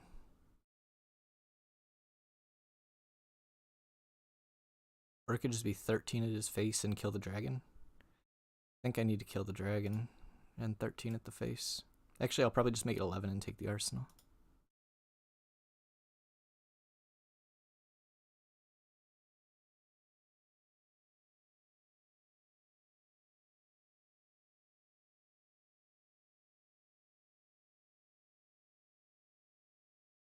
Yeah, I think I need to take the arsenal here.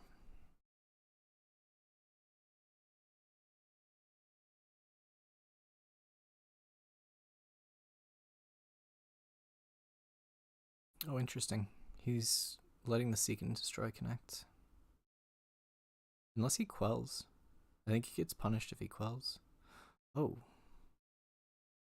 That doesn't seem right.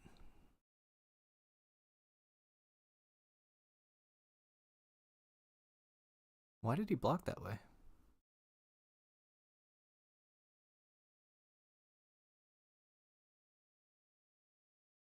Huh.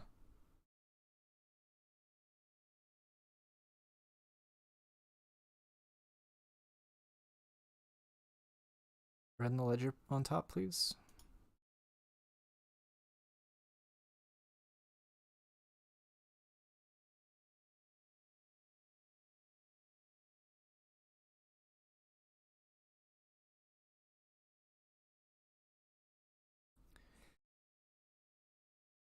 Even that was my second arrow of the turn.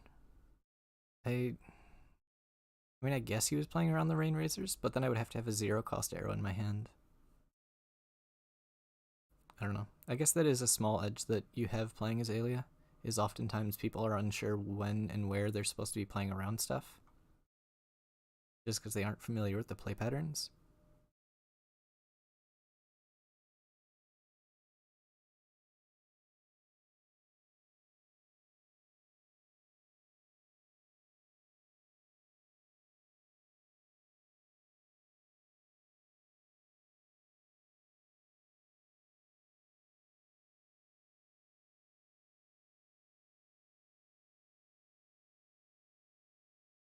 Okay, we got a bit of damage. I mean, this is actually in a spot where it's almost salvageable. But being down my cross wrap hurts so much. Like, I don't know. So I'm gonna go to 6 here.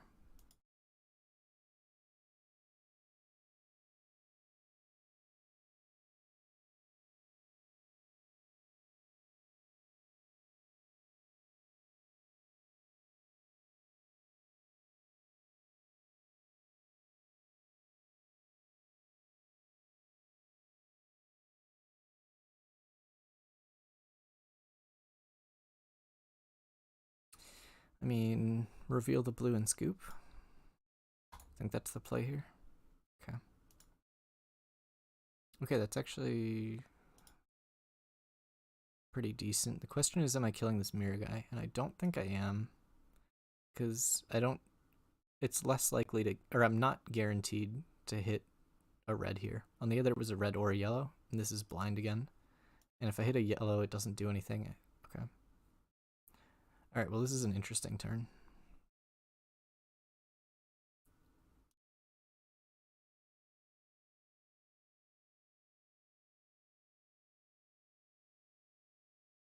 That was all of my Rebels in a row. And we're just extending to force a card. And we're also locking them out of D-ranks from Arsenal. It only forces one card, which is probably not enough, but I don't know. This is surprisingly close for how that game felt. Although, I mean, it's really not close. Like, he still has the entire full grip, and I'm on 4 with a dragon in play.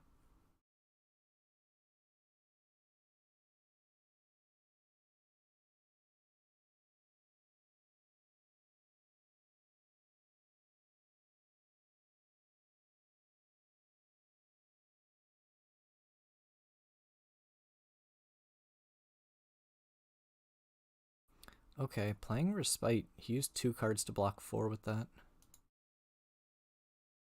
Which is interesting here, at least. Guess we put him on the footsteps. Doesn't really matter. 5 and 2.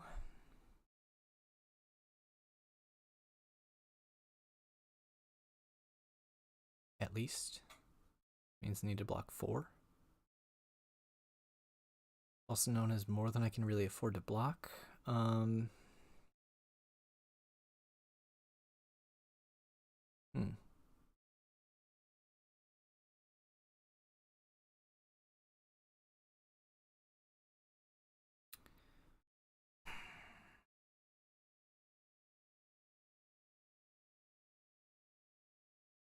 Need to block 4.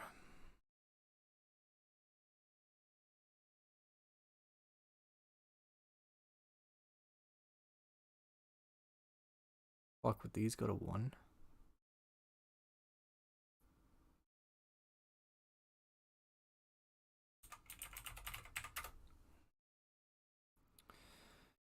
I really don't like that.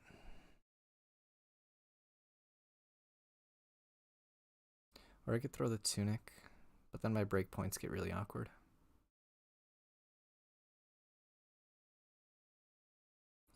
Yeah, but 1 card from hand plus Tunic doesn't do a ton, actually. No, I think you're right. I can hope he doesn't draw the D-React. Oh yeah, he has Glove. Take Aim and Tunic is only 3 block.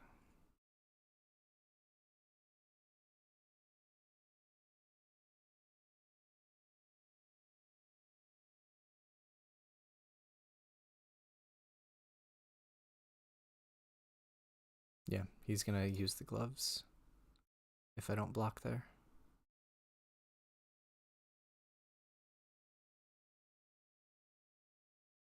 Alright, so the win condition here is exactly bolt and shot.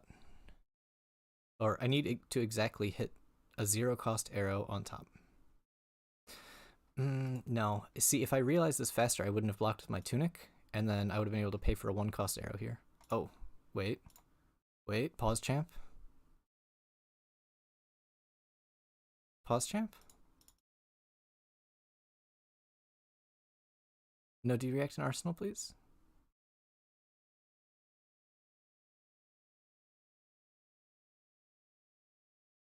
If I just stole this game, I'm gonna laugh. But yeah, I wasn't supposed to block with the Tunic. No, he had the sigil.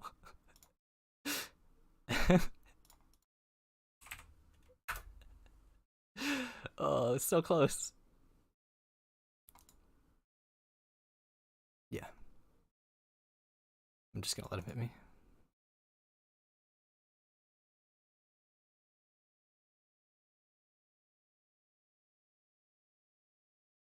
Yeah. I almost got there. But yeah, throwing the Tunic was bad. Because yeah, had I hit a 1-cost arrow. Yeah, I forgot about the Silken Form.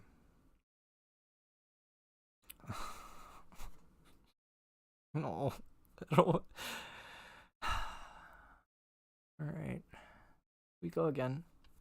As painful as the matchup is, it is important to practice it, because I think there are small percentages I can get on figuring out like when I need to be killing dragons and when I need to go face.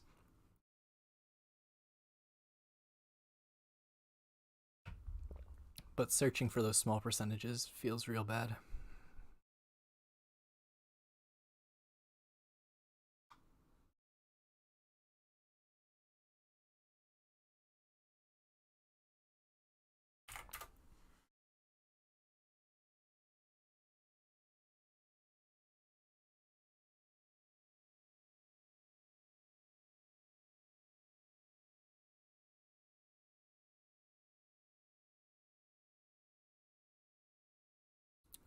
Alright, he's going first. Yeah, losing my cross wrap in that game feels real bad. Yeah, this looks like a more traditional list. So, the biggest reason that last game was close was because he never played... Why do I open my mouth?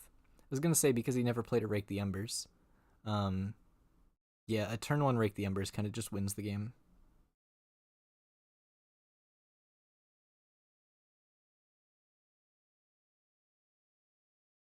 Wait, he didn't make any Ashwings? He played Rake to make Ash and didn't make Ashwings. Alright then. Actually, this hand is really good. I probably shouldn't be blocking this, but I am. Yeah. So across the course of the game, because I can't kill the Ashwings, that Rake would have done like, I don't know, 15 damage or something.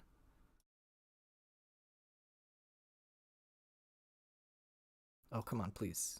Easy.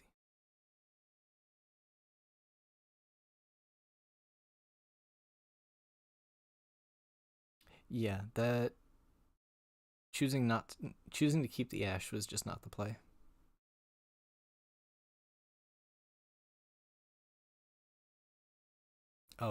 Oh, okay. I was gonna say if he let that hit, that would have been wild. But I imagine this is just double D react. Yep.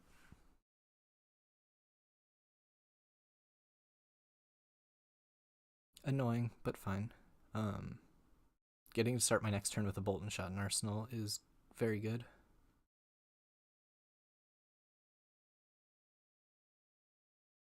Except when I don't draw a buff. Hey Joshua, how's it going? Yeah, Ranger is good fun. I thoroughly enjoy it. Except against Dromai. Don't enjoy that quite as much. I don't know what I'm doing here without a buff.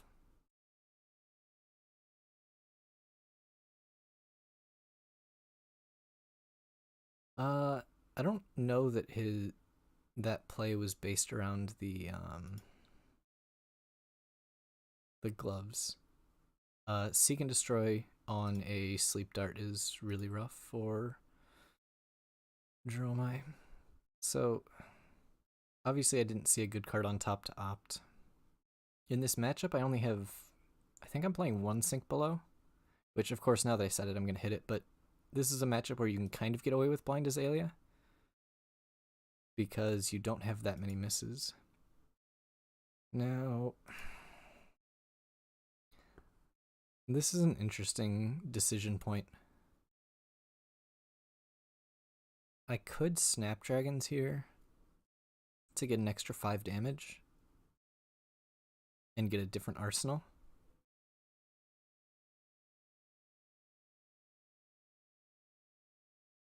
It's not the best Snapdragons.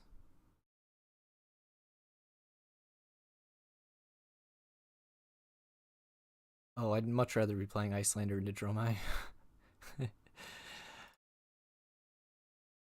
I...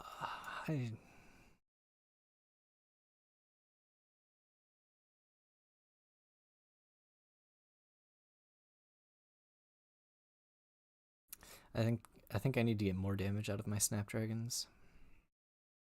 And Fatigue Shot on hit isn't really very threatening into Dromai.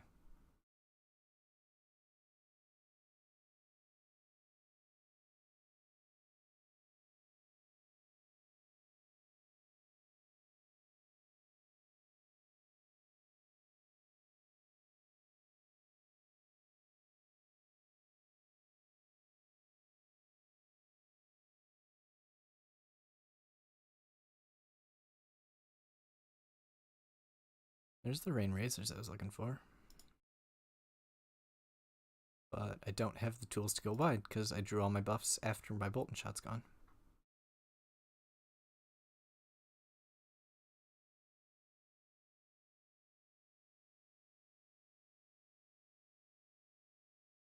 I mean,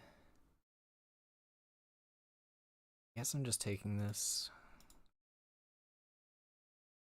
Bolt and Shot on top is great. Cool. So I'm going to go tall at Dromai for 10, and then, wait, tuning. So this should slow down the next turn, and then I'll get to lead into my next turn with the Bolt and Shot Rain Razors to hopefully clean up some of these dragons, because I do need to deal with them while they're still at 40.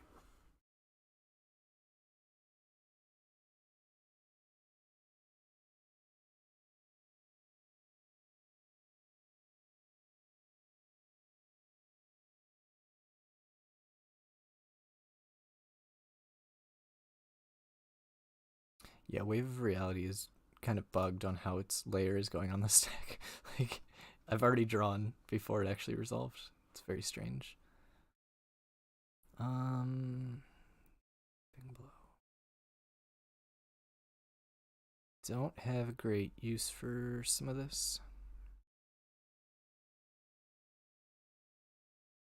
Actually, no, I don't have Tunic. This would be a 3 resource turn. Unfortunately, if I wanted to snaps it. So unless, if I find a Bolt and Shot or a Ravenous Rabble, or sorry, Bolt and Shot, I was going to say, or a Drill Shot. It's getting there. I may end up using my snaps this turn, just to clean up the board.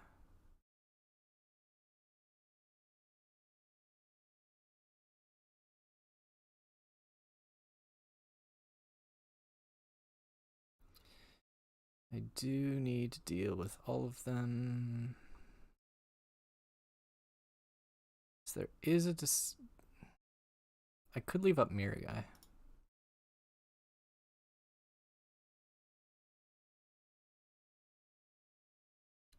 And save my snaps.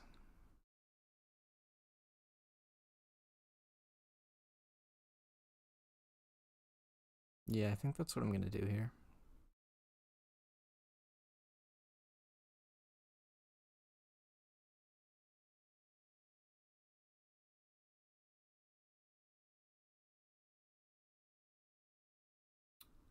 I think I'm okay giving him 2 cards here.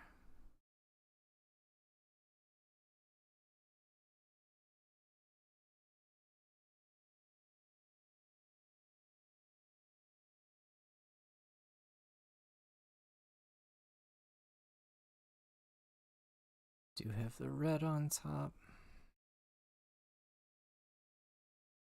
So I'm going to rabble at the Mirror Guy. Was Headshot the correct card to leave on top, or did I want a better card? No, I think Headshot was fine, because the plan is to clean up his board state and then have the Seek and Destroy an arsenal, so Headshot should be fine.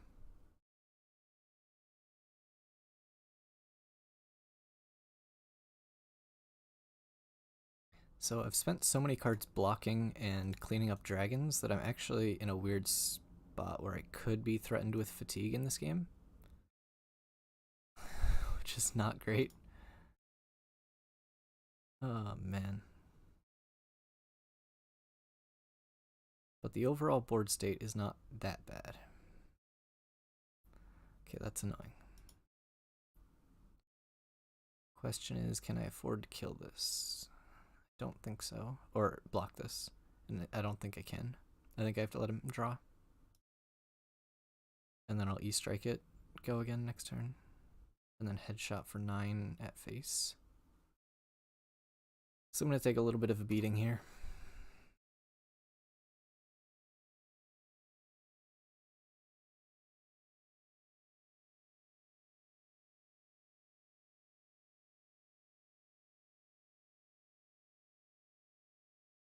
Yeah, it's like, if I block with 2 cards, then on my following turn, I would have 9 damage that I can't afford to send to Kyloria. So I need to be able to kill Kyloria and then send 9 at face. I'm okay with the Rain Razors on top. I'm gonna try and look for another wide turn next turn. So I'll start with the Rain in Arsenal.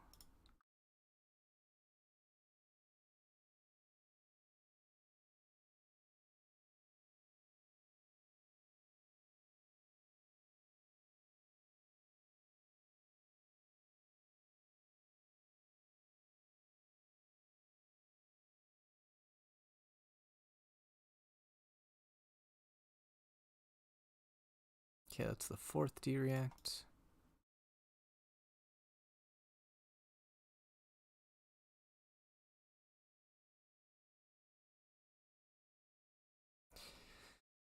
No Bolton shots, sadly. So this turn's gonna be a bit underwhelming.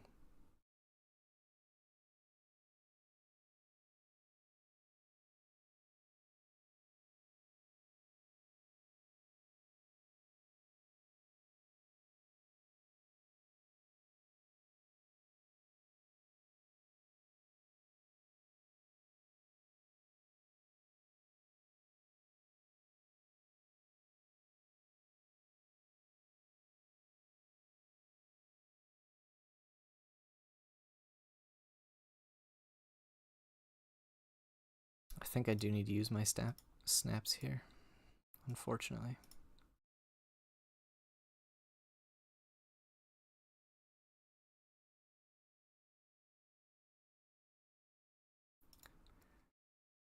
I mean, it's not the best, but this comes in for 9. I can make it 12.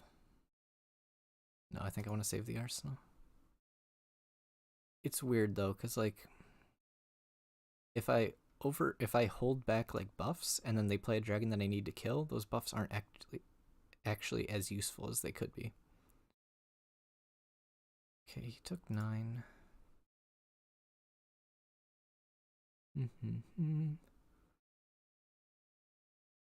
This is fine. Please miss. Never lucky. I lose the cross trap here. And yeah, no blocks. Luckily I did draw the Bolton shot.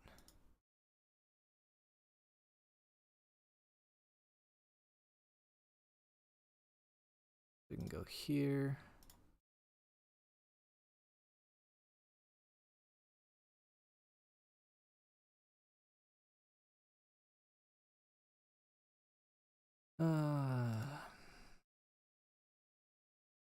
And then I don't have my cross traps. Now this headshot in Arsenal is really bad.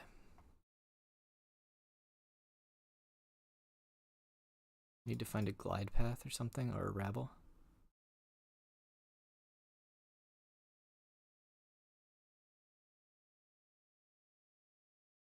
I've only used one glide path so far, so it's reasonable to draw one off the top, and I've used 2 rebels. So I've got, what is that, 6 more opts in the deck, essentially.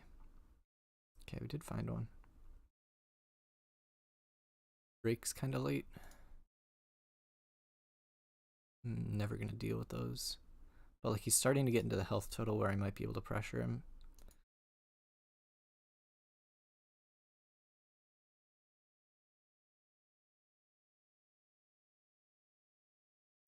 What did he reveal again off of? I guess I can't see anymore. I know it was the Vincerikai, and I don't remember what the other card he revealed off of thing was.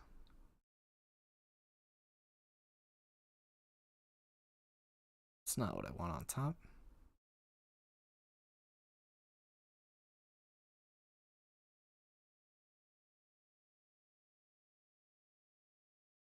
Okay, that'll do.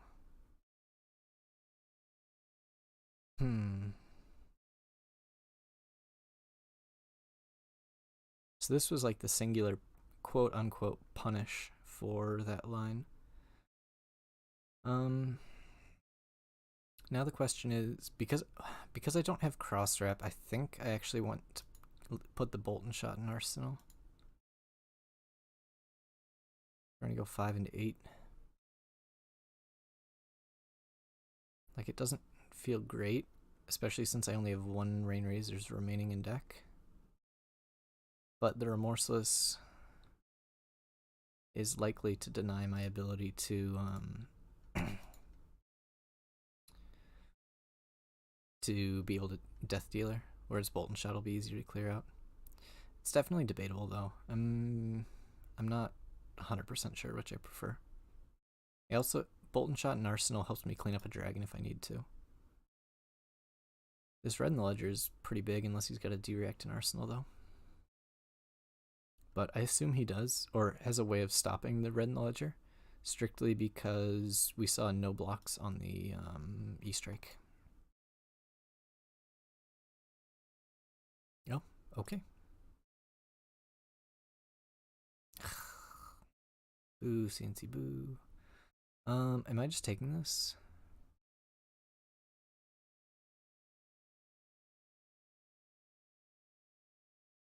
Yeah, I don't have a buff I can cast efficiently anyways. I can't afford to block it.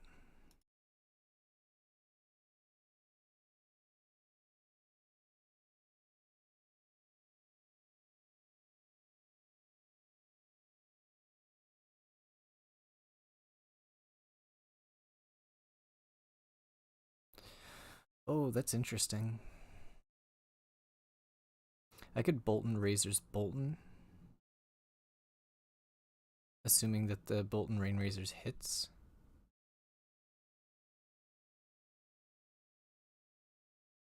I think I need to go for it.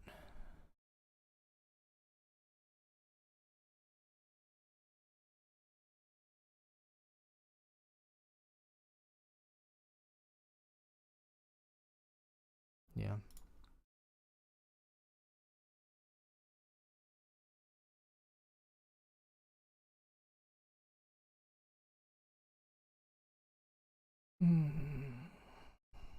Staying alive.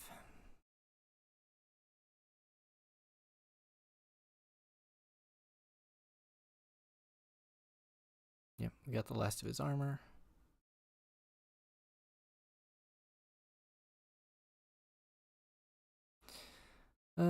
We drew a ranger hand. Just need an arrow in the top two cards. I mean, this game is just going to come down to, do I have an arrow in the top two cards of my deck?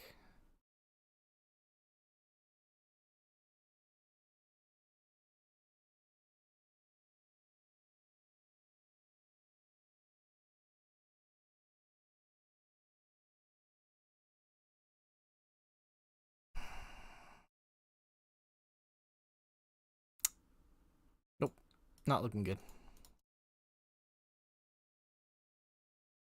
If I had cross wrap, I would have won the game if I still had cross wrap. It would have been 12 dominate. Oh, I can't block this.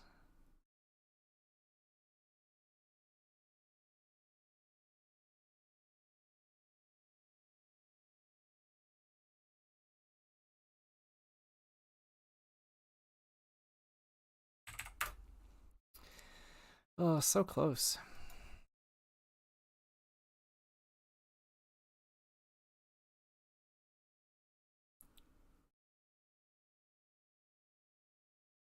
But man, losing my cross wrap to Tumulti hurt so much.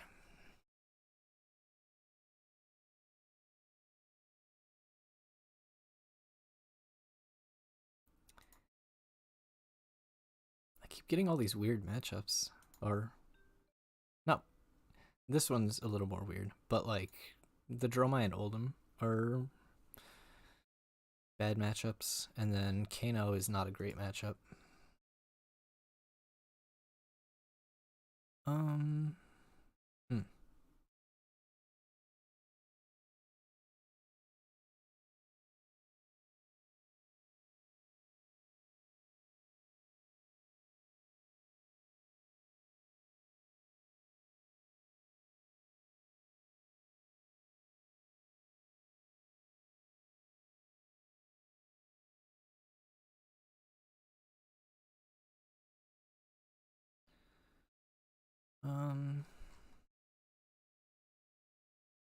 Which one do we do?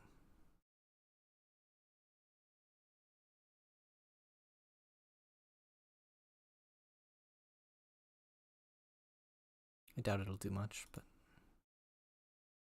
just do this. So I'll probably take some damage here, but it's fine.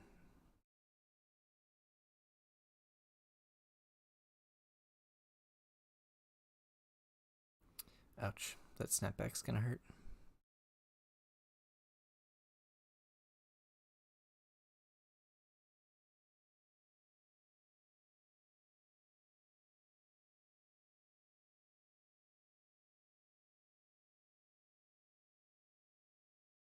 But he's slightly limited on what he can do next turn. Not by much, just a little bit though.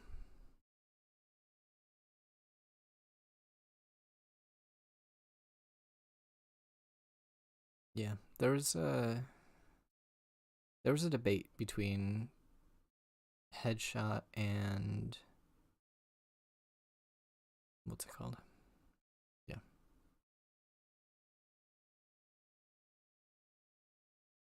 Yeah, actually, am I throwing a card? I think I am.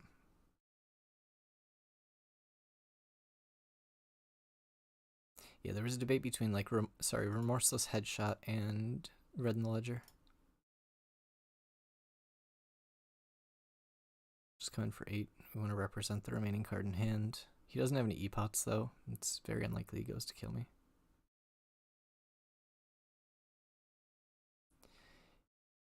Yeah, to an extent, but I'm not going to take that much most of the time. Sonic Boom. I gotta take it, unfortunately.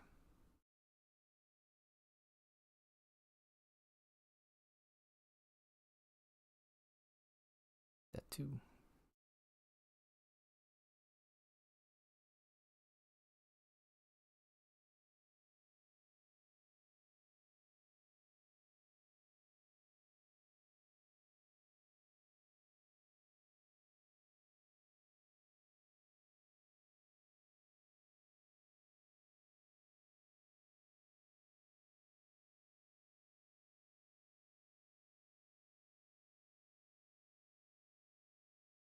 So the one issue with this line is he does know that I have a red in hand. But I'm representing... Ooh. Alright, well... I'm okay with him being at 8.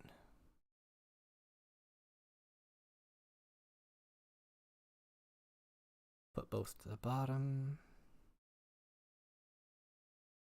Lesson for 4. There's not really much reason for me to block any of this, right?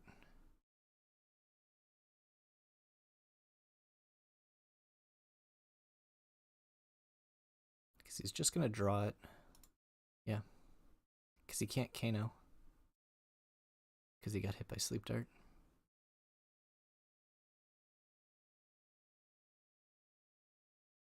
Damn. That hurt.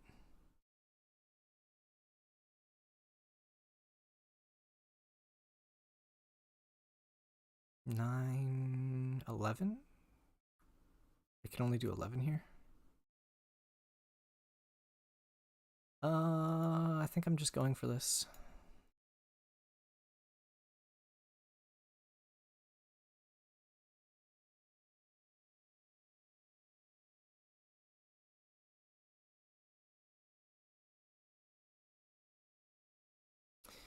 I can block 5 and then still try and kill him through it.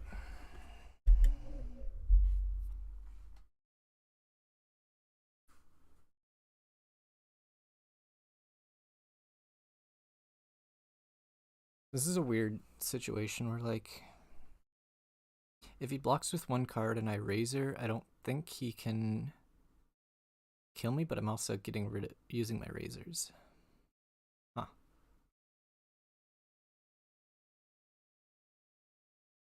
If he goes for it and gives up halfway through, yeah, I don't think I want to cast the Rain Razors here unless he blocks with one card.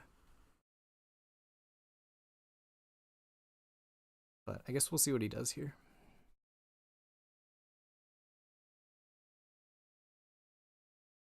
Because I am a little bit low.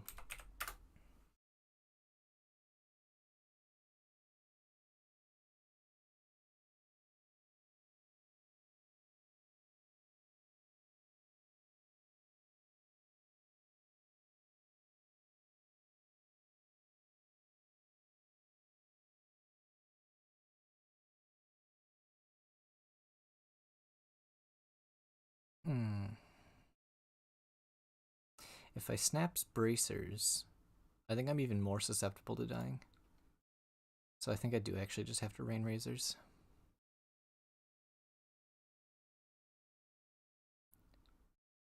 Yeah, and now it's just throw all of my resources in front of his arcane and hope it's enough. I mean, Trollford is a good player.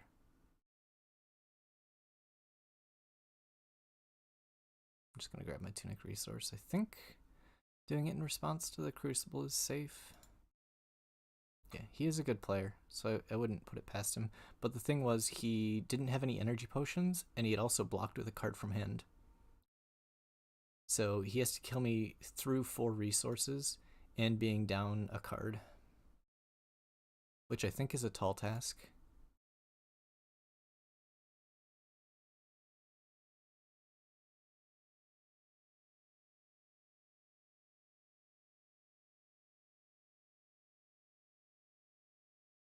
Yeah. I mean, it's got to be a tome on top. Oh yeah, no. He's nowhere close.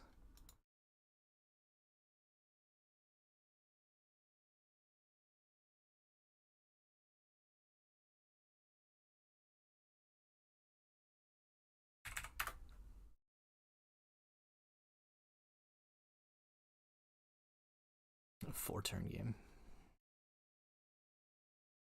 All right. I will be right back. I got to run to the bathroom.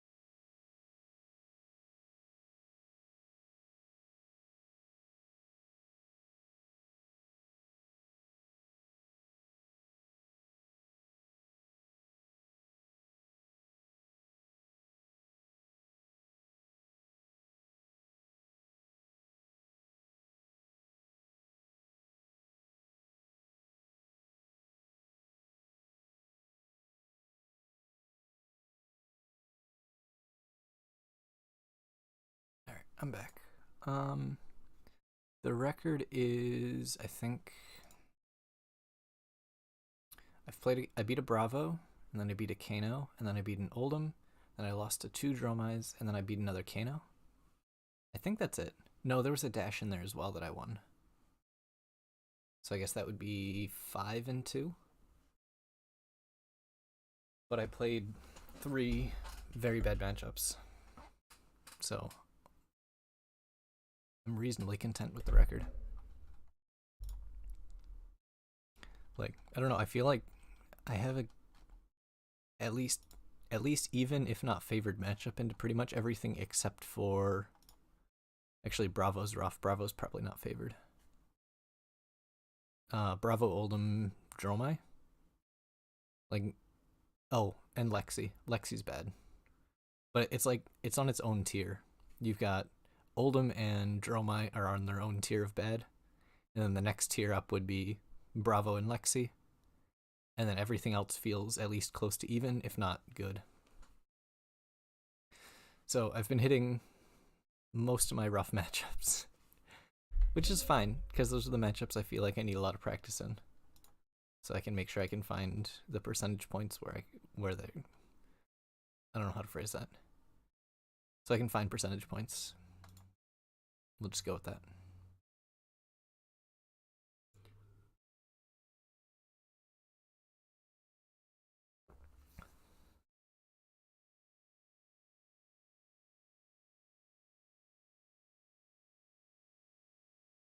Speaking of, it's another rough one. Yeah, I think Dash was like the only good matchup. Kano is, I don't know, Kano's weird. Like I've done well against Kano, even against pretty good Kanos. But it's always so scary. Like we have the on hits and dominate to kind of push through, but we don't have the pitch to survive through a lot of their stuff. So I'm still torn on where I think the Kano matchup is actually positioned. I think it's pretty close. It could be bad, it could be good. I don't know.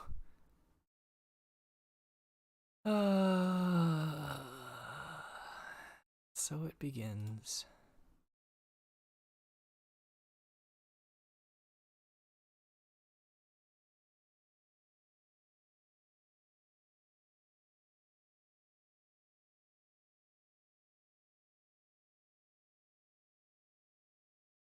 Yeah, I don't know. One sec.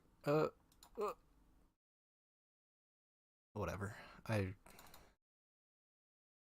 passed before playing the sigil that I drew.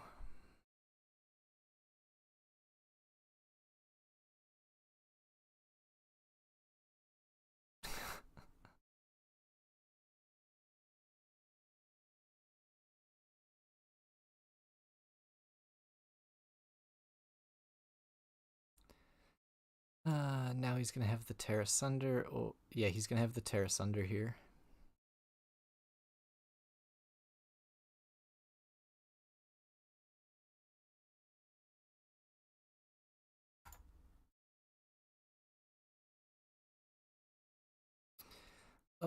Why didn't I play that sigil? And then I tried to undo, but he had already done something, and I don't know. It's too much effort. Hey, no Terra Sunder. But I'm still just so far behind in this game.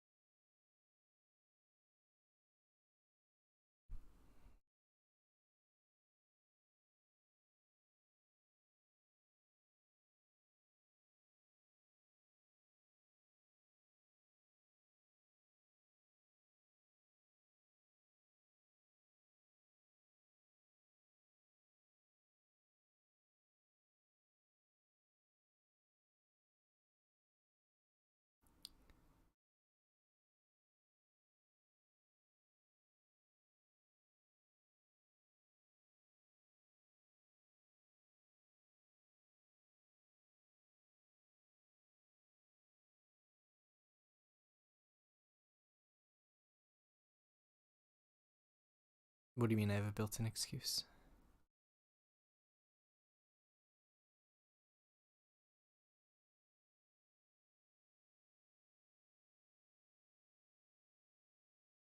Just gonna like a CNC pummel, yep. I hate everything.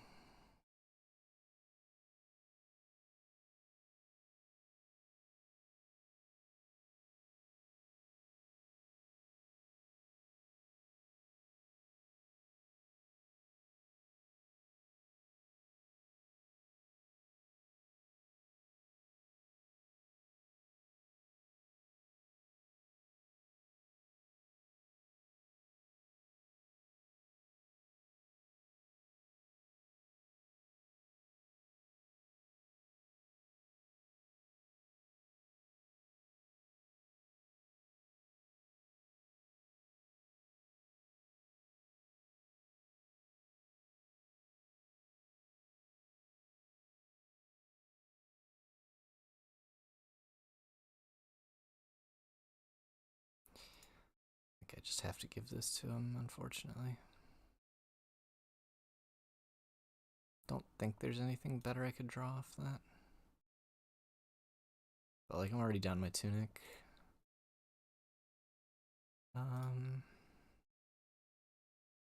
think this is fine.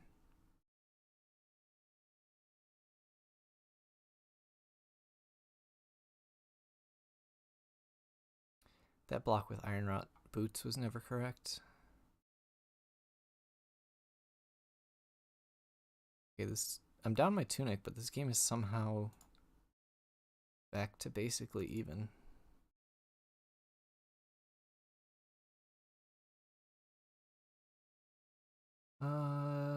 I probably should have just left that on top. Oh well.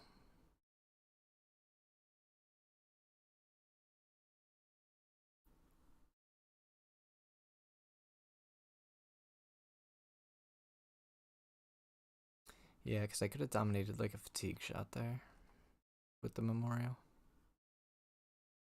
Yeah.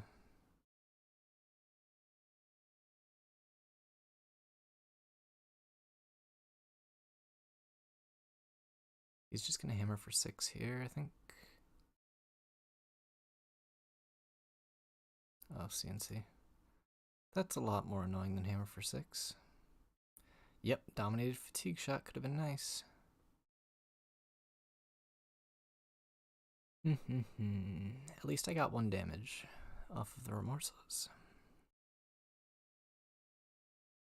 Man, I really wanted to opt here.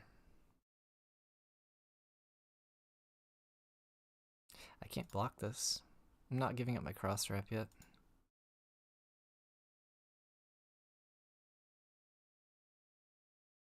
Blue on top.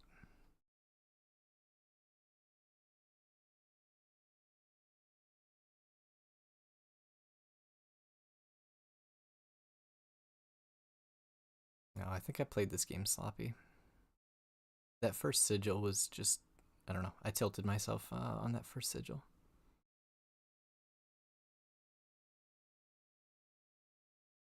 So I'm gonna get crippling here. Final.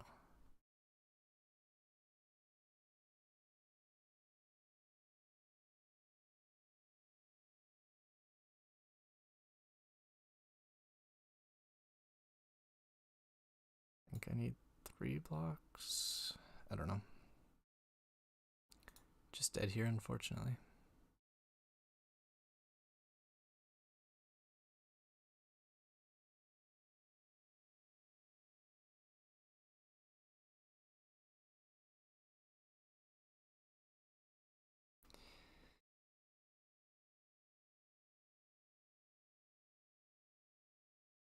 Yeah, misclicking on that sigil was, I think, ends up costing the game here.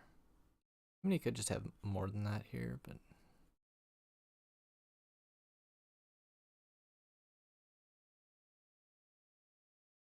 yeah, it doesn't matter. Yeah. Play slower. That's the lesson there.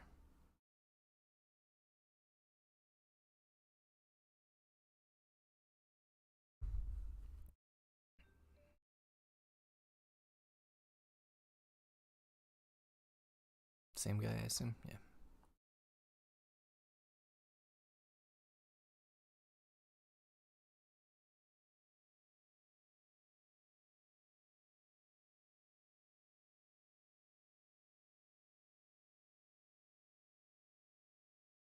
Rip.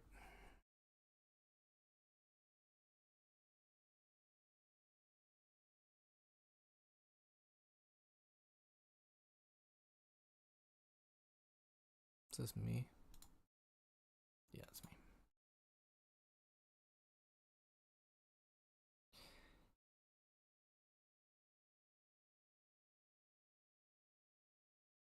Whatever, I'll make a new lobby.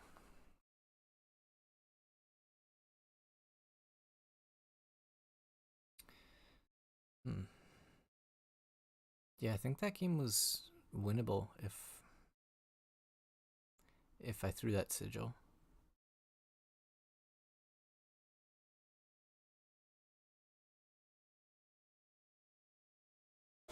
Ugh, I like the Rhinar matchup. I think it's actually quite good for Azalea.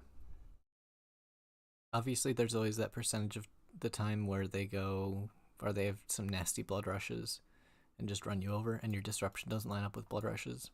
But like just on the turn over turn, I think we play a lot more efficiently than they do.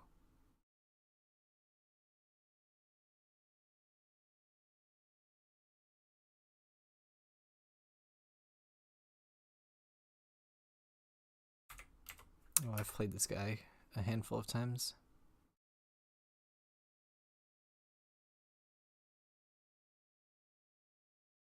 Haven't seen him actually cast the cash out before though. And he got rid of the gamblers? I'm so confused. Is he playing like cash in as well?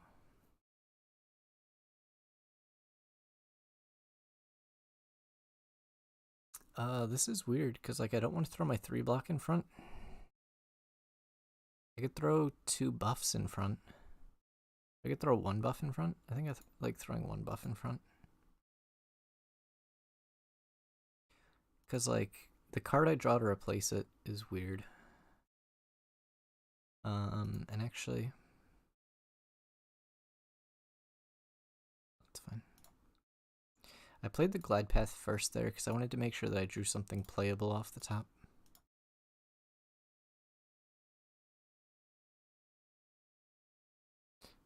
I mean, yeah, it's kind of a meme build, but I think the idea is for him to have bigger blood rush turns. So he's gonna be running. He runs cash out and cash in, I would assume, and the idea is that he's now got 2 different uses of cash in. So he's got 2 Pot of Greeds in his deck, so he's able to set up even bigger turns. I don't know if it's good, but like I think there's logic behind it. Whether or not it's actually good is another discussion. But it isn't just like he's running random cards.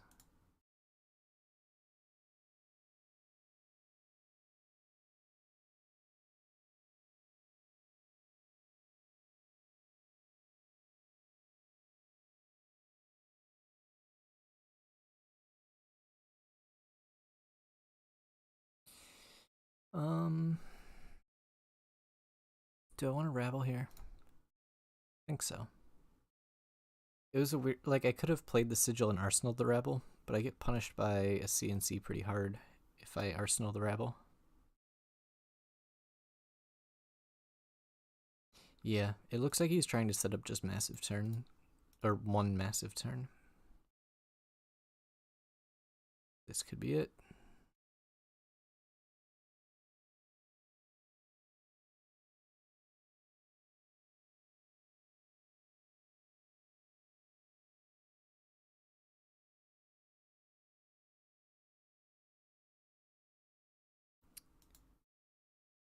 All right.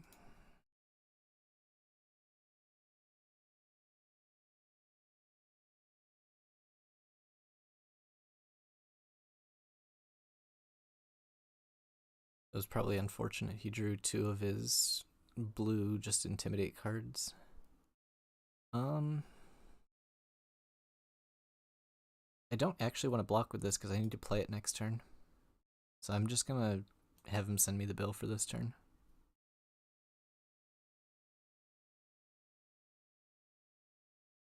I can't really afford to block because it's my only arrow. Granted, none of these cards I actually wanted to block with, no matter what the Intimidate was, so I can't complain about the Intimidates. He is still under Fatigue Shot, though. So I'm less concerned about this final attack. Oh, no final attack. Well, that was not that bad of a Blood Rush.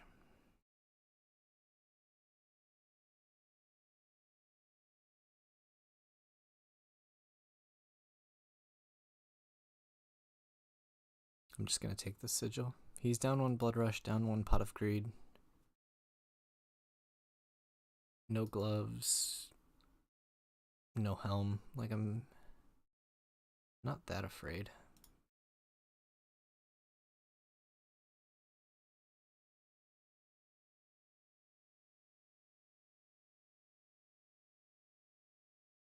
Like, yeah, I think I'm okay taking... Like, dominating a red in the ledger there was an interesting line. It's less raw damage, and I think he's got enough health to where he's okay just waiting it out.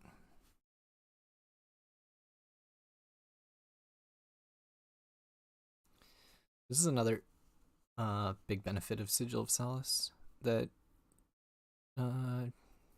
is kind of easy to miss at first, is it doubles as a Rain Razor's bluff. And sometimes decks have to respect the Rain Razors or play around it because you've got 2 cards in hand. And you just play it afterwards. Obviously he didn't there. I don't think he could afford to. But I've had so many times where people have had to just throw armor to make sure because they couldn't afford to get Rain Razored there.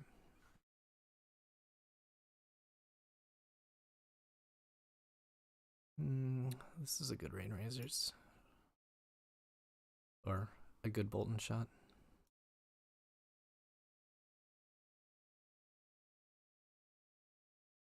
Reasonable. It's not great. It's reasonable.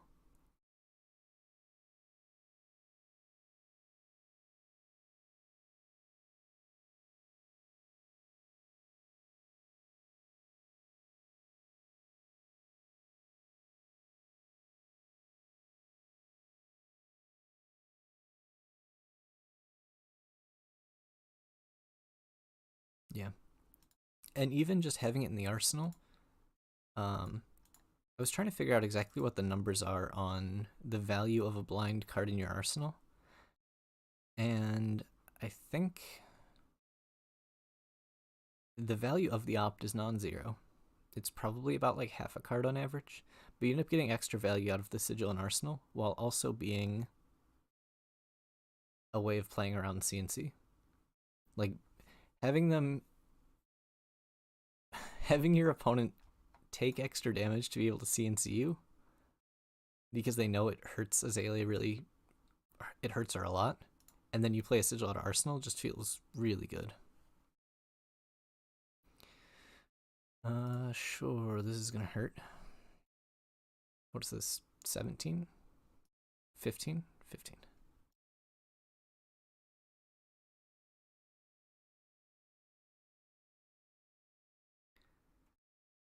I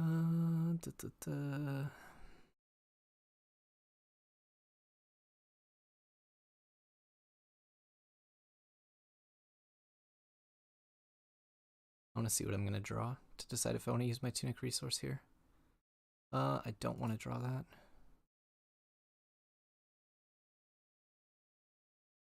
Dang, I don't know if the card I draw is going to be playable. I think I'm just going to go for the Sleep Dart. Or no, we go Tunic first. Yeah, I'm just going to go for the Sleep Dart.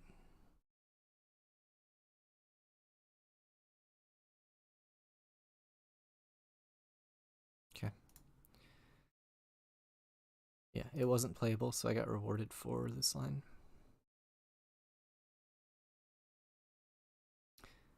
But yeah, I guess he's only done 1 Blood Rush, but he's taken so much damage to the point where he can't comfortably hold a full grip. That was a good block, but he's gonna, maybe he will be able to on a future turn. But right now it doesn't look great for being able to hold a full grip.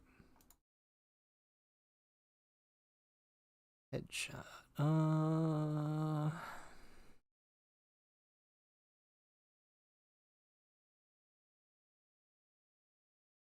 I hate doing it, but I think I need to here.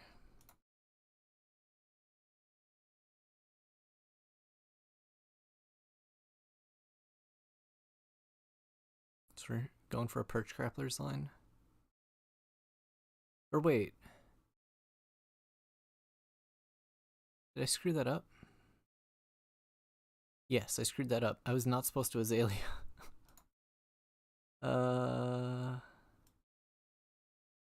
Yeah, I was definitely not supposed to Azalea there.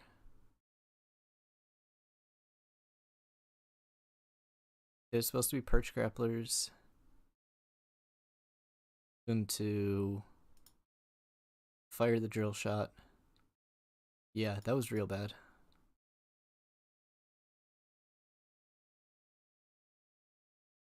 Oh, that was real bad. Because I could have drawn a headshot. Actually, maybe not. Maybe it was fine. Oh, this is not good. Now I wish I had my perch grapplers. I can't take just a 3 damage turn. I have to go for this. Always rewarded. Always rewarded for the blind.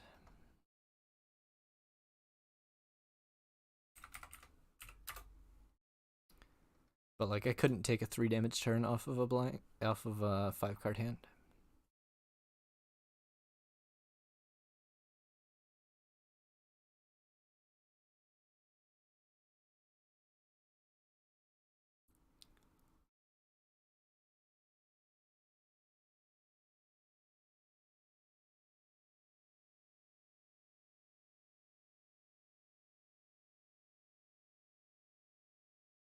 I was supposed to Azalea afterwards. Oops.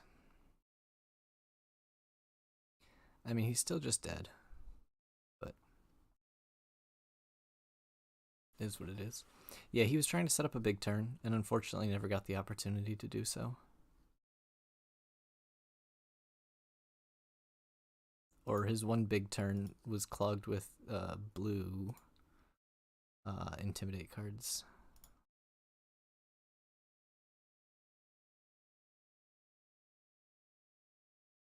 Oops, sorry. Did not mean to hit my mic there.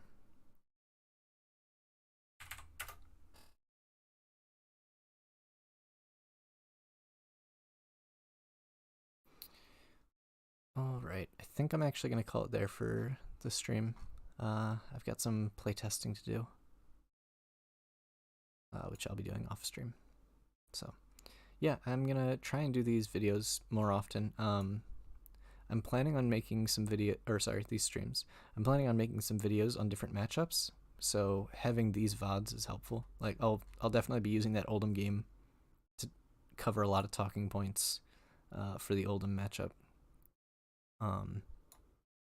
But yeah, that's kind of the plan going forward.